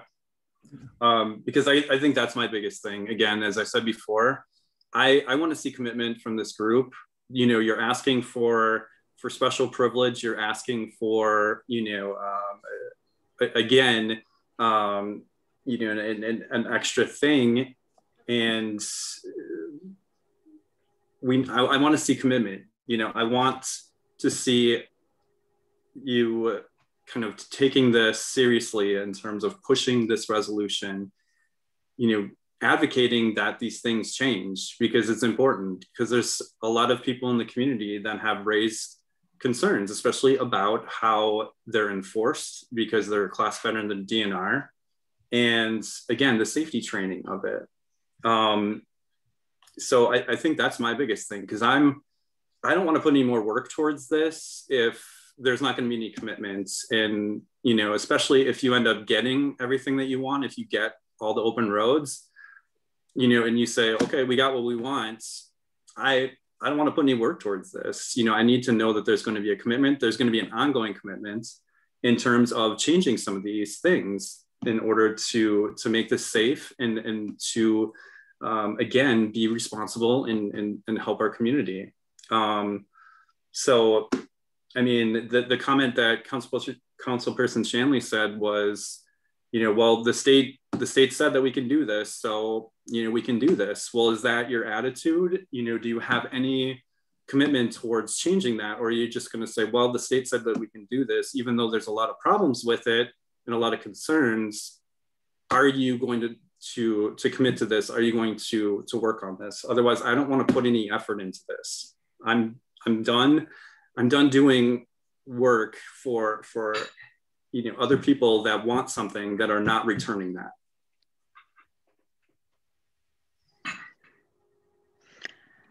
All right, Robin.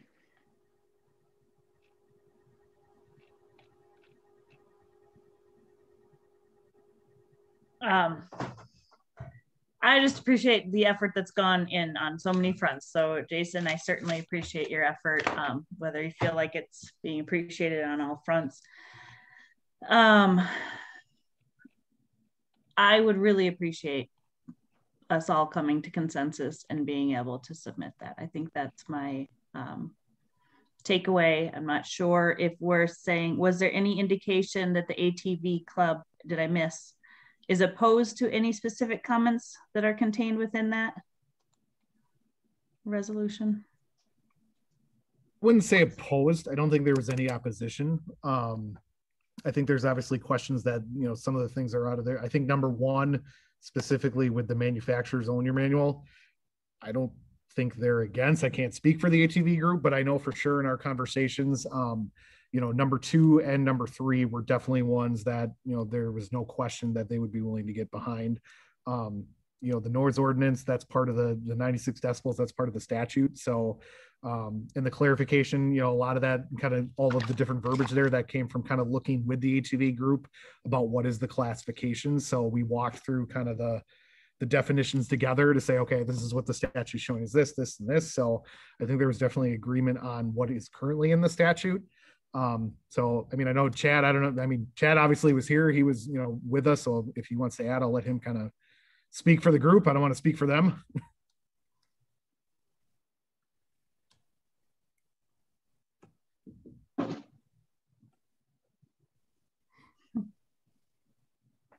Hello? Chad, would you just introduce yourself, please? What's that? Just introduce yourself, plee. Oh, Chad Degman, president of Platteville ATV Club. Okay. Yeah, we met, I believe, for an hour. I don't have any opposition against some of the stuff. I just didn't know the way it was worded, I guess. I guess number 1 was on the I don't have it in front of me. It was the not recommended for on-road usage by the manufacturer's manual. It's kind of hard to say yes, I agree with that when you know, we have the legislature saying that we can go on it. So it's kind of hard for me as a club to say, yeah, I'm totally for number one when it's exact opposite of what we're trying to do. So it's kind of the reason on that.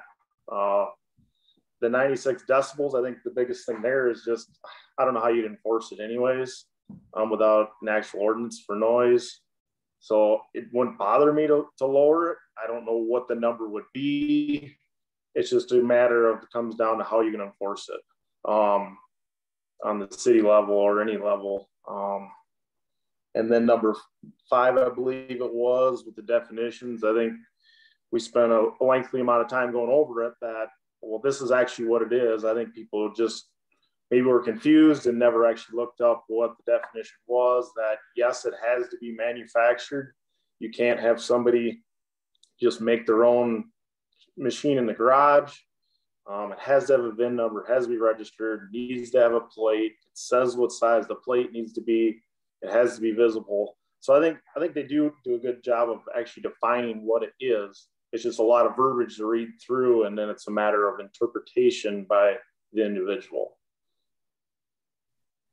If that helps. Adam, could I clarify number 5 again?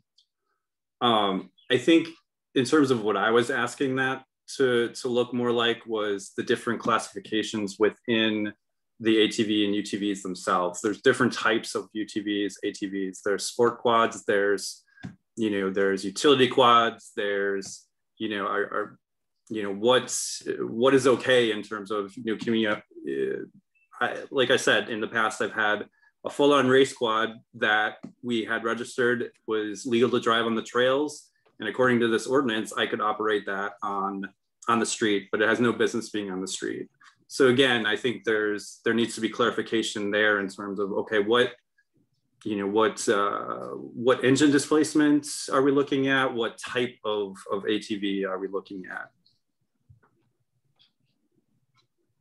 Gotcha.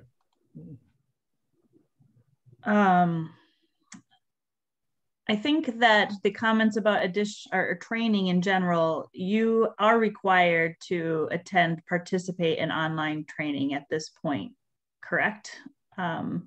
With Wisconsin DNR. I'm not sure if Isaac, do you know the training who's yes, not muted right now, but yes. So, but that's not that, just like Kathy was saying, there's a difference between on the road or doing an online training. So definitely appreciate adding to a recommendation for in-person live on the road training specific to municipal and paved road situations. I just note that I appreciate that addition. Paved does not have to be a distinction though. I mean, a gravel road is definitely not the exact same as riding on a trail, as I have rolled a four-wheeler on a gravel road. So there's definitely a need to appreciate even rural roads or gravel roads are not the same as trails. So I don't have anything else at this time though. All right, thank you, Robin. Isaac, anything to add about the proposed resolution? Not really. I kind of would agree with Chad, and so did the majority of the club members about number 1. It kind of goes against what we're trying to do here. But on the rest of the items there, 2 and 3, 4 and 5, maybe 5, there's, some discussion on that through the fact of, it's in, and maybe it's not how Jason wanted it. Everybody kind of interpreted as actually what the definition is. So, the definition is pretty clear about what one is and what one isn't. So, but coming to 2, 3, and 4, myself and the club, I'm a part of the member of the club, and I was at that meeting. It was 100% unanimous. Yes, we fully support those portions of it. And going down to the number 4, which is the noise, again, as Ken has pointed out before, they should say opponents, not proponents. But this goes back to our previous discussion in the proposed ordinance change is, Where they came up with 96, we don't know how they came up with it. What the magic number should be, again, I'm not sure what it should be either, but you know, I'll agree with everybody. I think it should be lower. You know, somebody's running around in town or even out in the country where you can get to 96, because I don't believe you can in town or in the city. You know, they deserve a ticket for having a loud machine, and that's whether it's in a UTV, ATV, a truck, a car, a motorcycle, anything. You know, I agree with going back to Lana. Especially for what trucks cost, I think it's ridiculous. These exhausts that stick out the top of a bed. I just think it's stupid, waste of money. So again, you know, I would be in favor of the resolution, would support it, you know, with a couple minor changes on here, you know, especially with but I would also say to leave in the ones that we agreed to, maybe just take out the 5 or reword number 5 as how Jason wanted it. So that's about it. All right. So given the fact that there's a proposed changes, again, I think this will stay on for information and discussion, Adam. We've got, correct, but we also have, I think, we've got one person that was registered to speak from the public, I think, on this item. I'm sorry, you're absolutely right. Yes. So, Donica. Yes, thank you. I'll wrap it up here. I'll try and be quick since you've already all gone through everything. Like I said at the last meeting, I'm really pleased to hear and very excited that the council and the city are working on this resolution, and it's great to hear that there's so much support for it. The one thing that I noticed reading through this, I think most of the changes I actually really agree with the wording that was changed, but there was just one word that stuck out to me that was added, and that's the word opponents. And when I read the word opponents, it makes me feel that this document became a message of division rather than one of collaboration. My understanding, certainly based on the discussions we've had tonight and over the past years, is that the ATV Club is, you know, very serious about safety.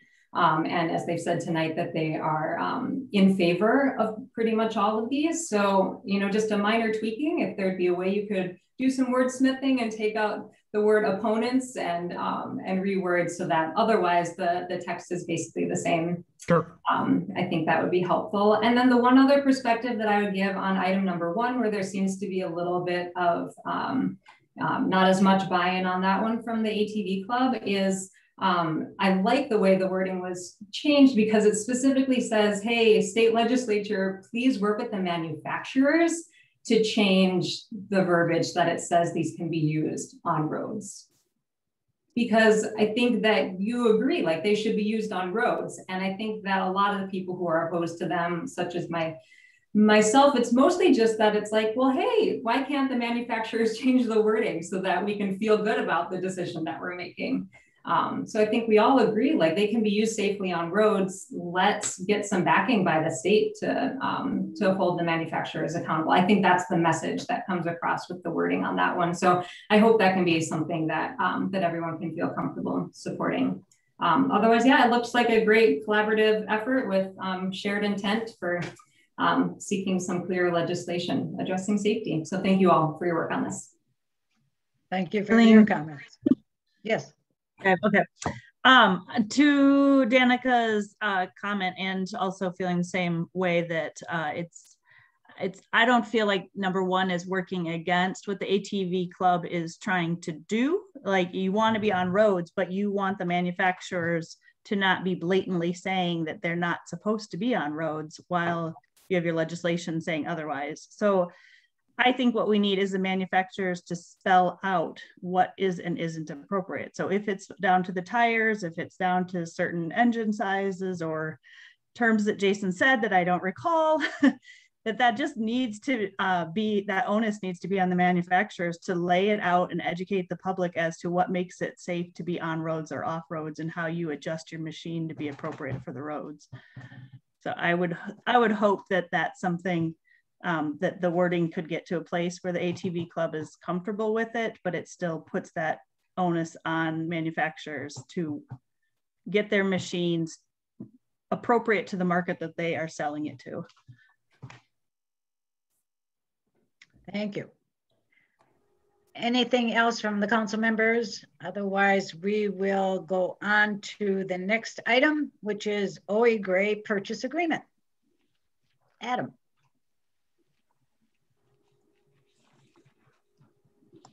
All right. So, Joe, do you want to take this one or do you want me to take it? We can tag team it. I don't care. It's up to you. Doesn't matter.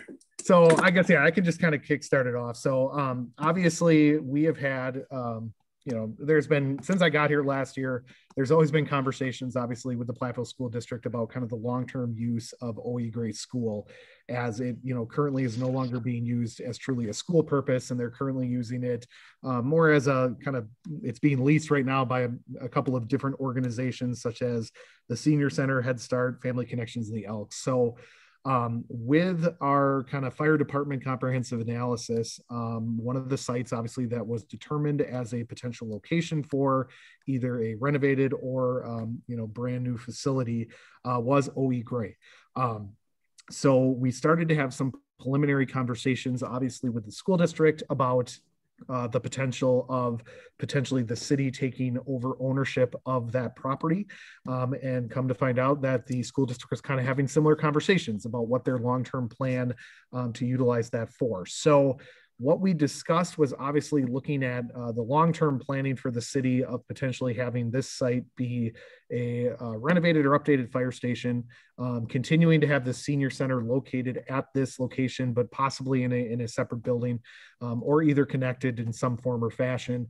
And then also really kind of doing a deep dive into some of the things we've heard during the community dialogue sessions we did last year about a community center or some type of rooms or components that potentially could be put together. So what you'll see in here is Joe was kind of tasked with working on creating a document that potentially could be reviewed by the council.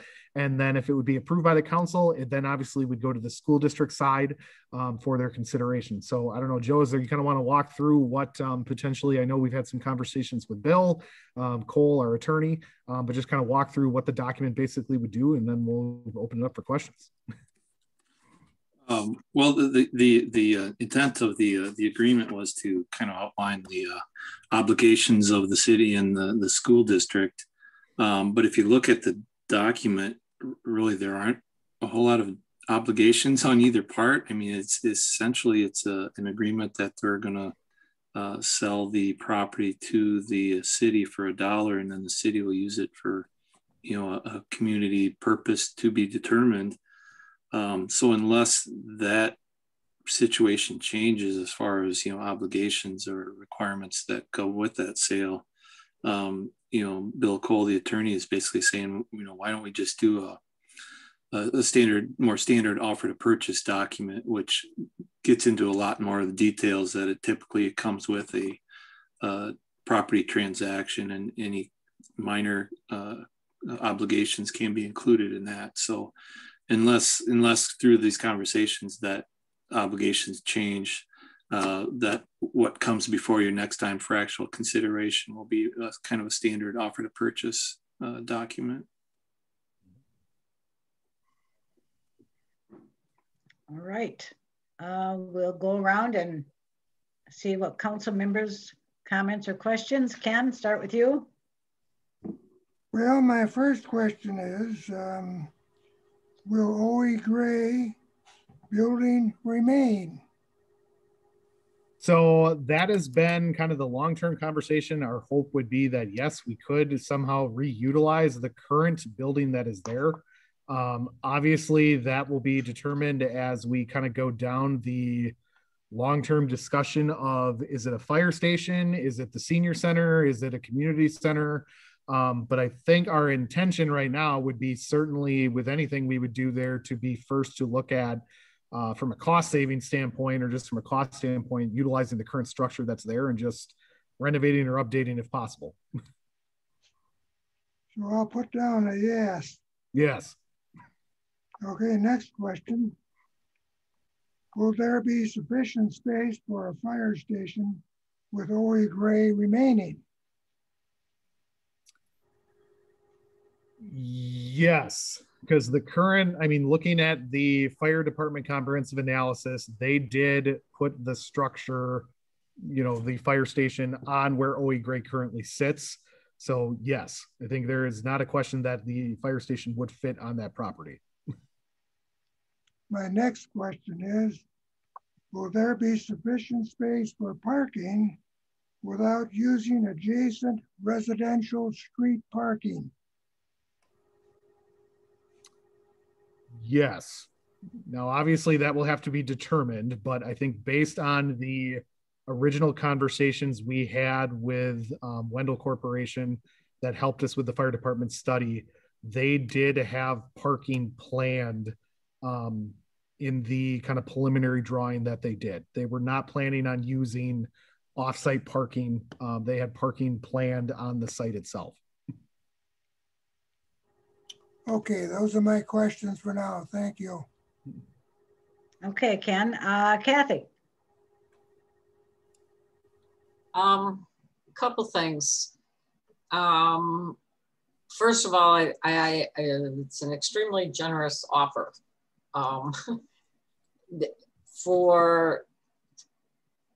So if we agree to do this, I know that the currently with the fire station study, they are looking at OE Gray. But this, Adam, just what you were saying, it's for, we're not saying it's going to be for the fire station. It would be for whatever we end up doing there. So say we make the settle on the agreement, and what do you think would be the impact on the city budget for that property in the meantime? I'm assuming there's rent coming in from the organizations that currently are in there. Do you have a sense, and I'm not looking for a dollar amount, but a sense, would that be able to carry the property with whatever maintenance we would be looking at until such time a decision would be made what to do with the property as a final decision? Yes, so that was one of the things that we kind of researched tentatively before going down this road, was the current tenants that they have in there essentially are covering the expenses of the property. So now obviously one of those is the senior center, which is a city. So some of the other expenses that they have are, snow plowing, maintenance, and that obviously is something that we have already with our parks. There would be some additional, potentially we're talking some additional time and staff labor, but overall the understanding we got is, and our intention would be, until we kind of have a long-term plan, would be to continue to utilize the tenants that are there and potentially look at other opportunities, as we've kind of talked about with, there was conversations about community center, maybe we can open a space for that, or, potentially this opens for possible additional park and recreation programs. So our intention is that this is pretty as close to as we can get as kind of a budget neutral, is that we're taking over this property and the tenants that are there are kind of covering the expenses. Okay. I just know, sitting on the Commission for Aging, that the senior center are very concerned about being displaced. And I know that discussion has been, we've already talked about that it will be a high priority no matter what change, if a change happens. So I just want to make that comment as a reminder. But I think it's a very favorable opportunity for us. Thank you, Kathy. Jason. Yeah, nothing much. I'm just excited for the potential opportunities, and I would agree with Kathy that regardless of how it's used, if it ends up being a fire station, combination, senior center, community center, or if it just ends up being something else, I I really hope that whatever is incorporated there would keep a space for the senior center. And I think it would be, a really cool idea if you could have a combined community center and senior center and have, interaction that way in terms of, other community members and of all ages. And I think that would be a great opportunity. Mm-hmm. All right, Robin. I don't really have anything more to add other than excited to see what will come, and definitely echoing the appreciation for multi-use, multi-generational space. And Isaac. Yeah, I think it's a great opportunity for the city to grab a parcel of land that's large enough to, whether we use it as a current use or a change of use, so you can use multi-use on the property. Whether, well, let's just throw the fire department out of there, whether you use it for its current use of a multi-use for, say, some park and recreation, the senior center, which, whether it be in the existing building or another portion on there. Now you throw the potential fire department in there. If we're looking at grants, state money, federal money, it sure goes a long way to state that, hey, we have a property. We're just not thinking about putting one up. We've acquired the property for this potential building. So I look at it as almost almost any direction that you look at this opportunity to take this property, and especially for $1.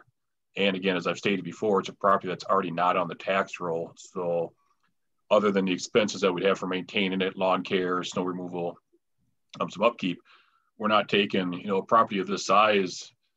You could take a look at probably $40,000, $50,000 annually you would take off the property tax roll that we don't have to do right now because it's already off there. I do like the fact that, whether the current tenants, obviously would have to take the income that the city is currently paying the school off there, but the property pretty much covers itself. Again, so it's kind of a neutral income expense deal there, because now we're still providing the senior center a place to have at the city's expense, which we already are paying at the city's expense. Don't know if that makes sense to everybody the way I put it, but so I'm really in favor of this. I think it's been, from the start to now, I think it's great. I've run through the property sale agreement. This is the business I'm in. It's pretty straightforward. I'm looking at another one that's, a state approved one that's 20 some pages long that you just get tired of reading it if you went through that one. So really there's, I think it's the more basic you can do on an agreement like this, the better. It doesn't tie the city into actually having to use it for a specific purpose, which is good because financial wise, we might not be able to within a certain amount of time. So, like I think pretty much everybody else stated, I'm in favor of this one as well. And I will add that, yes, I appreciate all the positive comments and I would echo most of them. So, Adam, will this be on for action next time or do we know yet? Yep, it will be. That was the intention. Okay, all right. So that will be on for action June 8th. Excuse me. Pool pass rate for residents of Cuba City. I saw Luke here earlier. I don't know if he's still here. He's here. All right. Sorry, I'm trying. Yeah, Zoom. You'd think you'd be used to it by now, but it's always difficult. Yeah. So essentially, this is just a something for you to consider. But with the recent fire at Coal Acres, staff, I guess I just came up with the idea that it might be possible for us to offer some type of reciprocal rate to residents of Cuba City, since they would no longer have access to a pool in their area. Essentially knocking the the non-resident rate down for them for this 1 year, just as a kind of a goodwill gesture. I view it really as a win-win for us as well, in that most of our expenses at the pool are fixed, and our pool pass sales are down. So we would be able to, accomplish this goodwill gesture. And, if people take us up on that offer, it would do nothing but, benefit residents by, reducing the amount of tax funding the pool needs, by increasing, our revenue in general. So that is our, proposal, and I welcome any questions. All right, we'll go around. Ken, do you have any questions? Will this be rebuilt? I don't know, Ken. I would intend that this would be a kind of a single year thing, since this is a fairly recent event. So it was not something I would consider, going through long term. But again, just since this has been, such a recent event for the city, village of Cuba City, it would be something that we would just extend as a goodwill gesture to them. Will the pool be rebuilt? I don't know that, Ken. That is my question. Thank you. All right. Kathy, any questions? Comment? I think it's a wonderful idea, Luke. Very, very neighborly. And I think it speaks well for the city of Platteville to reach out to our neighbor. Jason. I'll just agree that it's a great idea. And I'm glad that we're considering doing it. Robin? I agree. It's a great neighborly thing to do. It brings up the question in my mind of what communities around us do have pools and those that don't. Would we ever consider asking the community to pay a certain chunk amount of money so that we offer to their residents our resident rate?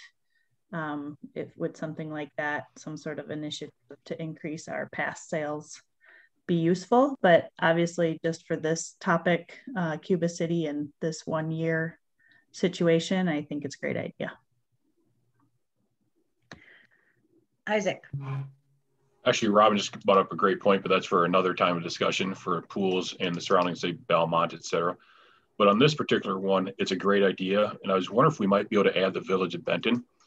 I know the Co-Acres pool is associated mostly with Cuba City, but the village of Benton also financially contributed towards the upkeep and the maintenance of that pool as well. So it was kind of a Cuba City Benton collaboration on that swimming pool. I've spoken with the person that ran the pool last year about that. And I know that their family pass was $160 a year for families. So I was wondering for this 1 year, if we could also add the village of Benton residents along with the Cuba City residents to this. Because like I said, it was kind of in the middle and they both contributed financially towards the maintenance and the update of that pool. If that's a question for me, I wouldn't have any objection to that. Okay. Luke, I do have a question. We were saying the residents of the city of Cuba City, and now Isaac has said residents of the village of Benton. So that's what we're doing, not someone who lives in the township that surrounds either one of those communities, for example, because I'm sure there were people who lived in the country who also used the pools.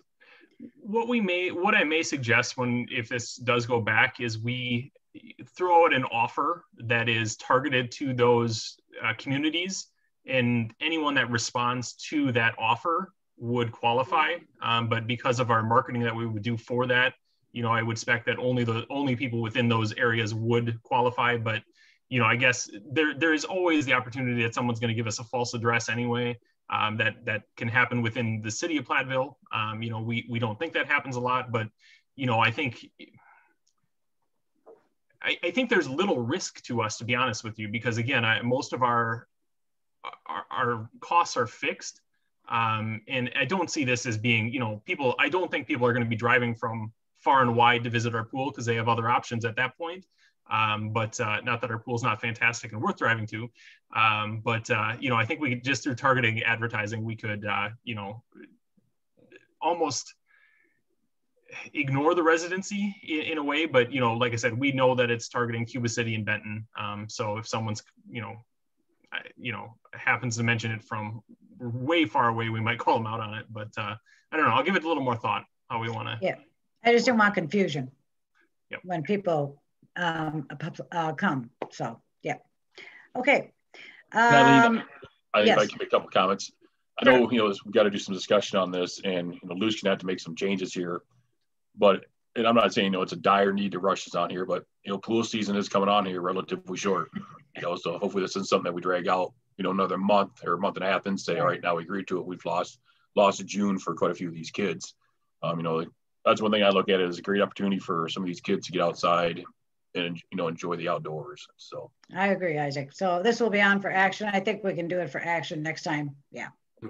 I had one quick question too. So do townships normally have like different zip codes than like the city that they're near, or, because I was thinking like, would zip code be something to use too, and, that would incorporate some of the townships, but I'm not sure how that works. So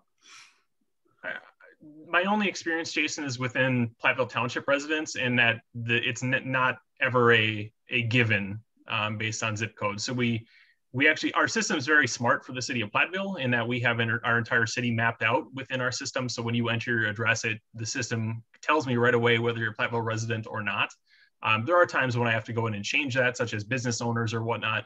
They might not live in the city, but they're paying, tax to the city.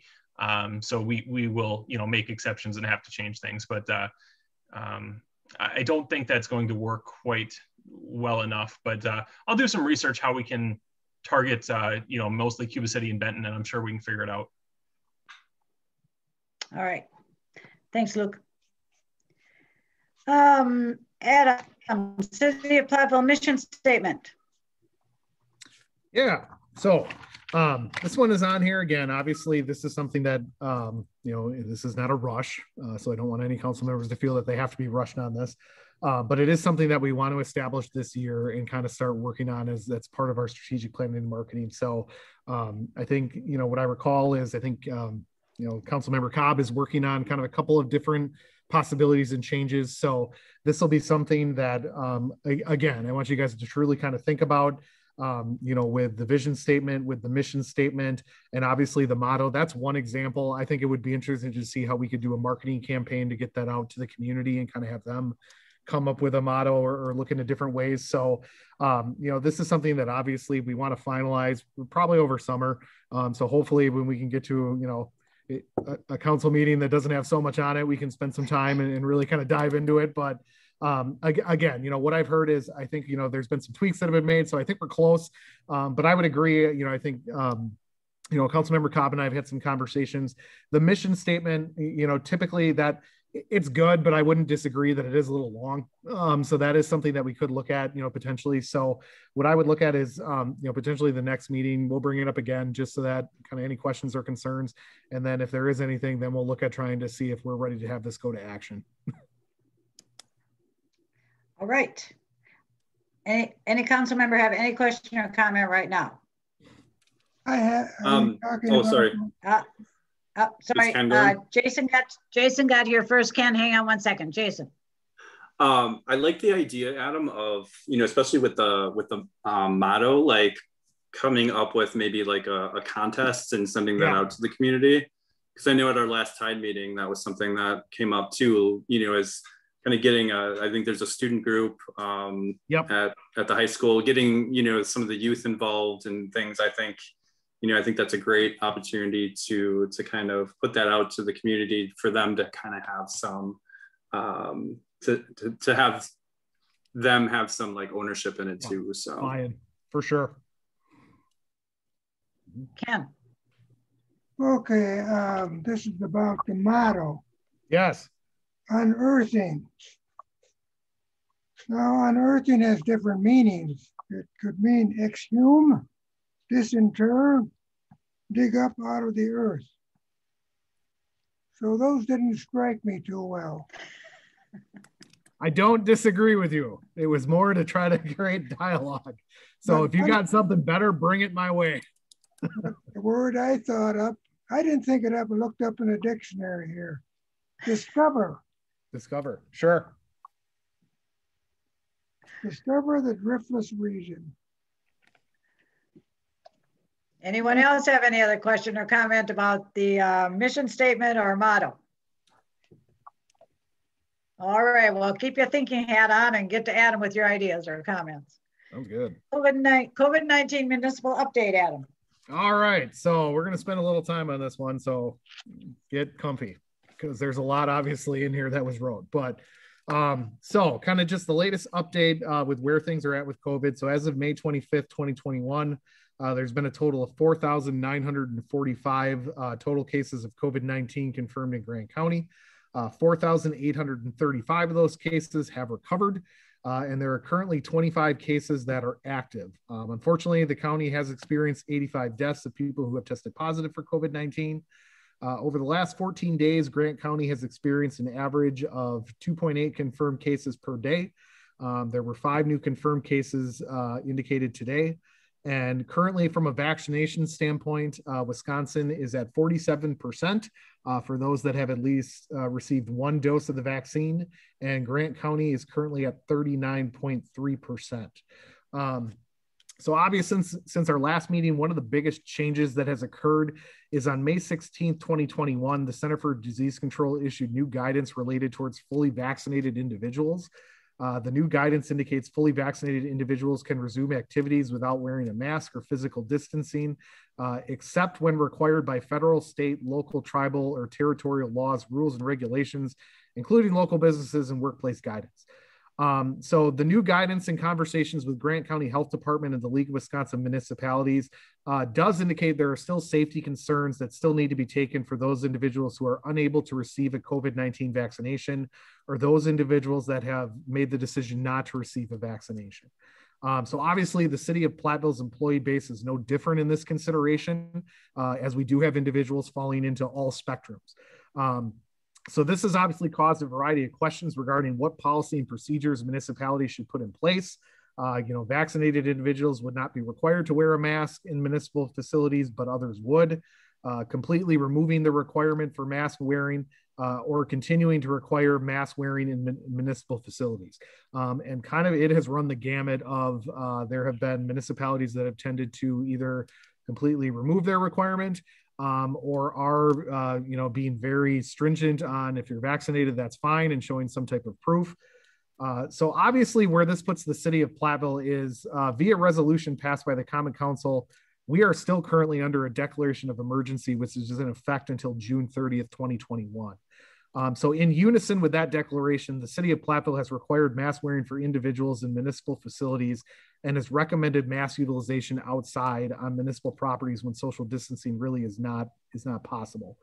So in speaking with Grant County Health Department for guidance, the scenario proposed was to have the declaration of emergency expire on June 30th, 2021, and then effective July 1st, 2022, that would be a Thursday, the city of Platteville would no longer be under a declaration of emergency and would move from requiring mask utilization in municipal facilities to recommending those individuals who wish to continue to wear a mask to be allowed to do so.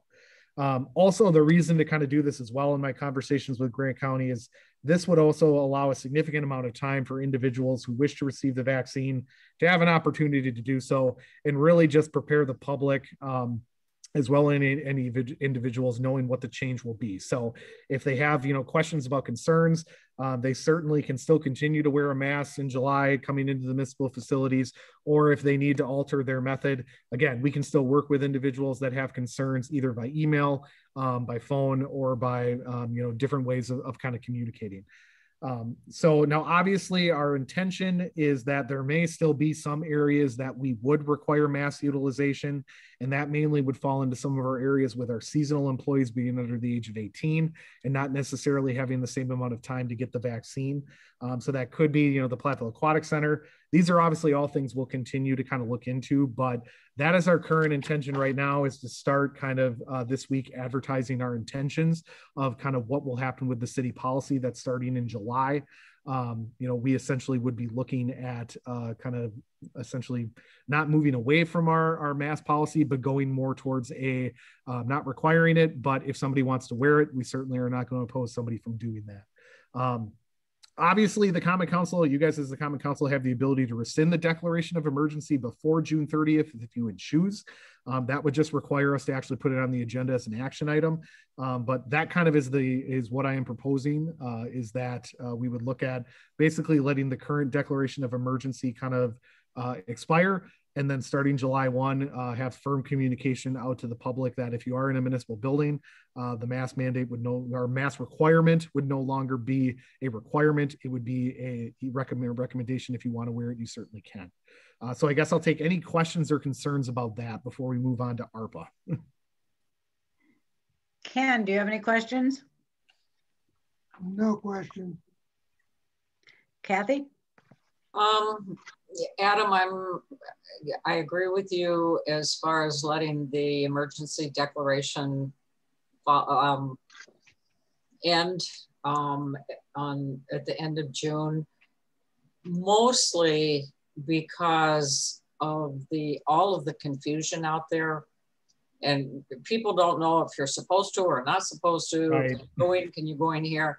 The city has had a consistent message that through the end of June, this is the way it's going to be. And I just think that to throw a little more upheaval in that for one more month is probably not the best thing.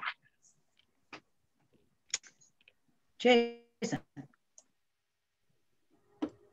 Yeah, I would just say that I would strongly support the recommendations of our health departments, and they're the experts, and they have the background in that. So I would say, yeah, follow their guidance as much throughout this process. So,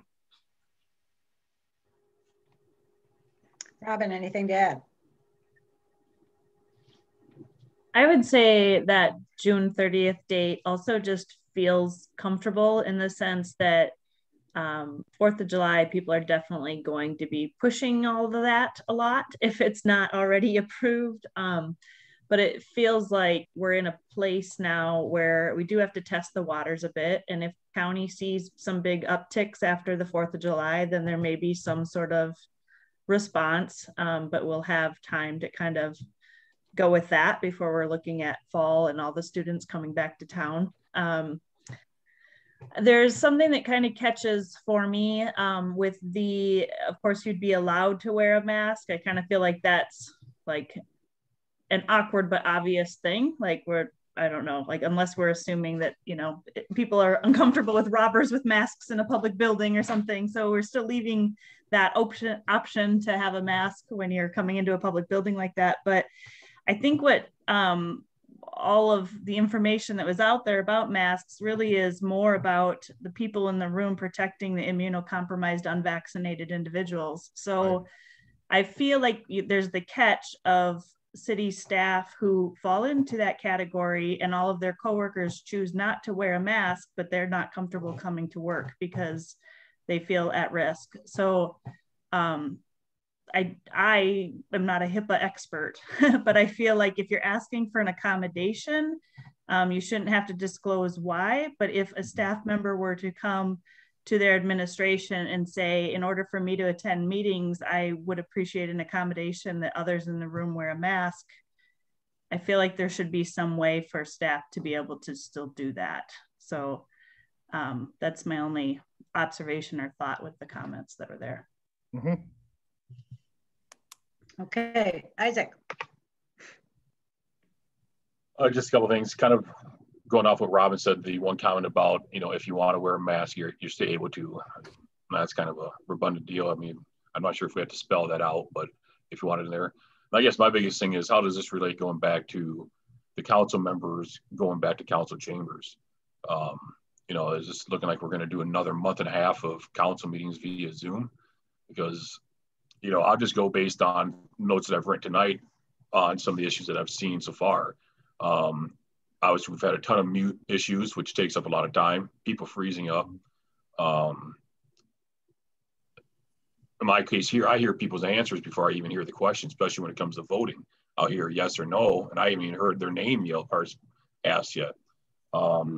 Plenty of delays, that we've had here. Some people I can't hear just because they don't speak into their microphone, or they're speaking away from it.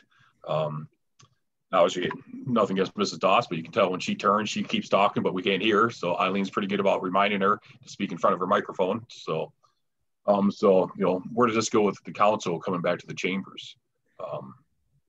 No, yeah, good question. So I think right now we are planning as staff that the July 13th meeting is going to be the first one that will be back in person. So we're working right now with all of the we're working with the UW Platteville's IT department on trying to figure out how all that kind of plays into with, moving away from Zoom, starting that meeting and going to having a live option. So whether that's either going to be Facebook Live or YouTube Live, That is our intention. Obviously, there are going to be certain meetings that we're going to be looking at specifically having in person, just because, as you kind of said, Isaac, what we've learned is with certain meetings, we do need to have those in person. So we'll continue to kind of, if we do have those in person, we'll follow the guidance that we currently are following with Grant County. But our intention is to start kind of advertising that, July 13th is going to be the first meeting. We'll be back in the council chambers. And personally, I would agree with that. Isaac, I would like to start meeting back in person as well. So folks, that concludes the items that we have on our agenda, but we have had a request from our council member, Robin, to make a statement before we adjourn for the evening. So Robin? Well, I got to give you a quick update on the ARPA stuff. So I'm sorry. Real fast. You're skipping 4 or 5 pages, Eileen. So, yes. Sorry, go ahead. I don't okay, so have that. Oh, you don't have that on there? It should be the same one. So it's part of COVID update. It's part of the COVID update. Oh, okay. All right, go for it. Yep. So obviously this is going to be an ongoing conversation that is going to continue throughout summer. So this is really the first crack at this. But we finally did get some updated guidance on kind of what specifically the American Rescue Plan Act funding potentials are. So as you can see in here, I've documented kind of the specific areas that potentially are going to be ongoing conversations that we will have as a municipality of what this funding could be utilized for. So just to kind of reminder or kind of summarize, as of today, the most recent information I have is we are looking at potentially the city of Platteville receiving $1,265,128.82. This number continues to change every day. So until we actually get a payment, I'll let you know. But what we're hearing is we are supposed to be receiving that in 2 payments. One officially coming sometime in 2021, and then also we would get it then a year later in 2022. These funds have to be dispersed or planned to be expensed by 2024. So some of the things obviously to start considering as a council is what potentially would the city of Platteville want to start utilizing these funds for. What the guidelines have indicated, there are multiple sections. So I have laid out for you kind of what those sections are. One is it can support public health expenditures. So specifically, it can be used for funding for COVID-19 mitigation efforts, medical expenses, behavioral health care, and certain public health and safety staff. So some of the things that it could be utilized for that would make sense are audio and visual enhancements, as Isaac just alluded to in the council chambers, to consider updates that would be needed to made to our system, to account for Zoom, to account for better technology. Municipal building HVAC upgrades. One of the things we've talked about obviously is upgrades that could be made to the city hall offices, council chambers. I think the auditorium in our museum would be big considerations because obviously with better HVAC systems, potentially we could have had events or things continue to occur even though we would be in a pandemic. There obviously is some public communication efforts that could be considered as far as investments in different communication boards, different meeting package software. There is the consideration for LTE, long-term employees, to kind of focus on either mental health, behavioral health, or health and social services. So another one is address negative economic impacts caused by the public health emergency. So this potentially could be grant programs that the city could look at creating, providing additional funding for the Platteville Housing Authority for housing assistance. This specific section has to be a little bit more in depth because it deals obviously with the census tract. So it has to be an impacted population. So there's a little bit more calculation or thought process that would have to go into that section, but something to consider. You can utilize it to replace lost public sector revenue. So this is a formula that essentially looks at our 2019 financial status versus what happened in 2020. So we are more than likely in our meeting in June going to have a presentation from our financial auditors to kind of explain and give a perspective to the council on what happened in 2020 from a financial standpoint. So we'll have some better information, but an estimate there would be about $300,000 could potentially be added back to the general fund to account for revenue losses that we saw in various areas. One of the other things you can do is you can provide a premium payment for essential workers, and it kind of walks through how that could be funded potentially for all of our staff to give them kind of a one-time bonus or incentive of premium pay. The big one then obviously that I think would be the most that we would want to look at is the ability to invest in water, sewer, and broadband infrastructure. Specifically what we have kind of heard is looking at potential projects that could be done for water, sewer, broadband. The recommendation that we have kind of heard from the league and other entities is to maybe hold off on that because there's going to be a future emphasis. We have heard in either other bills or potential legislation that will be directed just towards broadband. So obviously this is going to be, a long-term conversation that we're going to have as once we get the funding and as we get more information. There's continual meetings that I attend. But it just provides kind of from a staff recommendation, 3 areas to potentially look at would be capital investments in public facilities to meet the pandemic operations, and gives you a breakdown there. Looking at potentially replacing lost public sector revenue that we had, and possibly doing a work session to invest in stormwater infrastructure projects. So what I would suggest is obviously take some time to kind of review this, think of some thoughts, and we'll have, specific agenda items coming up in future agendas that will address this funding and kind of look at it in future use. So there you go. All right. We'll go once around. If anybody has any comments, quick comment or whatever, Ken, any comment or thought on what was presented? No, I've given my top item to be funded. Thank you. Have you forgotten? Kathy. Oh, have I forgotten? Oh no, I have it written down. My top item is the auditorium. Auditorium, yep. You guessed it right. I'm so proud of myself. You're consistent, Ken. Good. We had this since 1928 and we haven't built it yet. Time to do it. Mm-hmm. Look all how right. Used it would be. Yeah. Couldn't sit and sweat.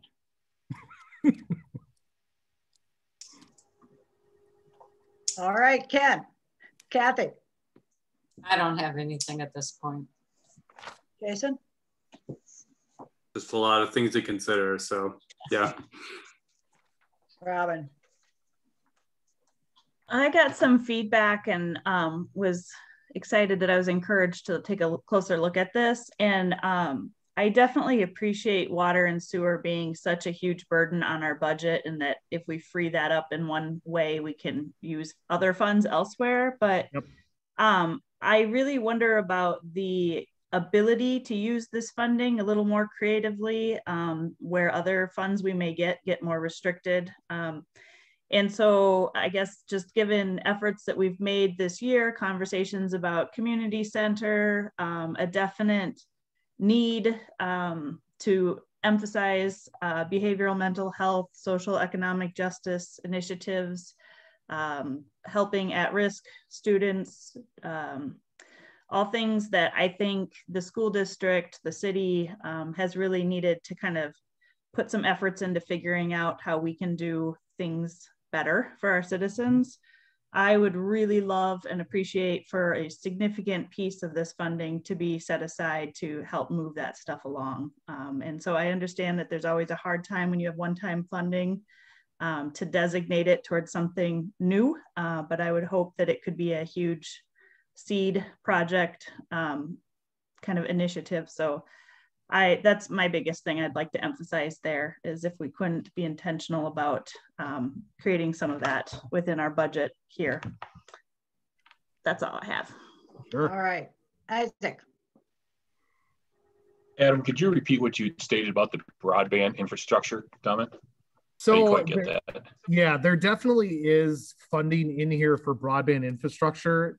It is in the meetings I've attended, there is some concern that the requirements that were put in here are going to be very hard to fund, because if you look at what it is, there's, I think I put kind of some notes in there. The guidance does indicate the investment should be focused towards areas that are currently lacking a wireline connection that reliably delivers minimum speeds of 25 Mbps's download and 3 Mbps's upload. The result of any broadband project utilizing these funds should be to have the service offer 100 Mbps download and 100 Mbps upload speeds. So there's some question as to whether or not, since we already have fiber in the community, if we would be able to utilize that towards a project of broadband. But then a lot of the other things we've heard as well too is with how much emphasis there is or consideration we've heard with other bills kind of going through the gamut right now with not only Congress, but also within the state, that there may be some separate funding. So potentially the, you know, unofficial direction we've kind of heard is you may want to focus on a water and sewer project because of the potential for additional broadband funding to be available for in the future.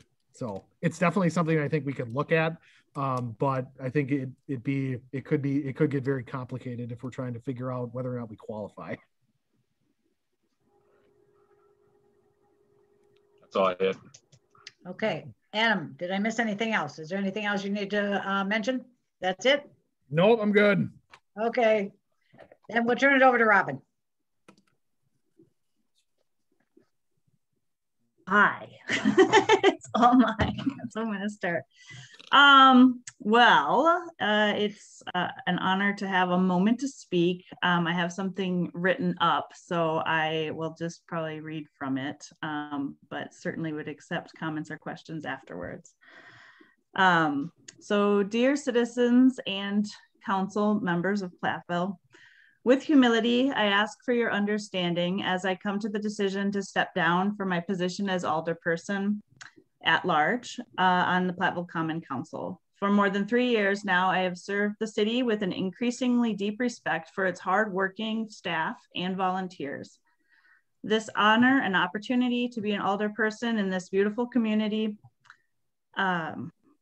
is one I will always be grateful for. I wish that I could remain on at this time. However, I simply need to let this go to take care of other obligations, my own health, to be more present for my family, and to serve my community in other ways. I would prefer to serve out my time, but given my calendar for the year,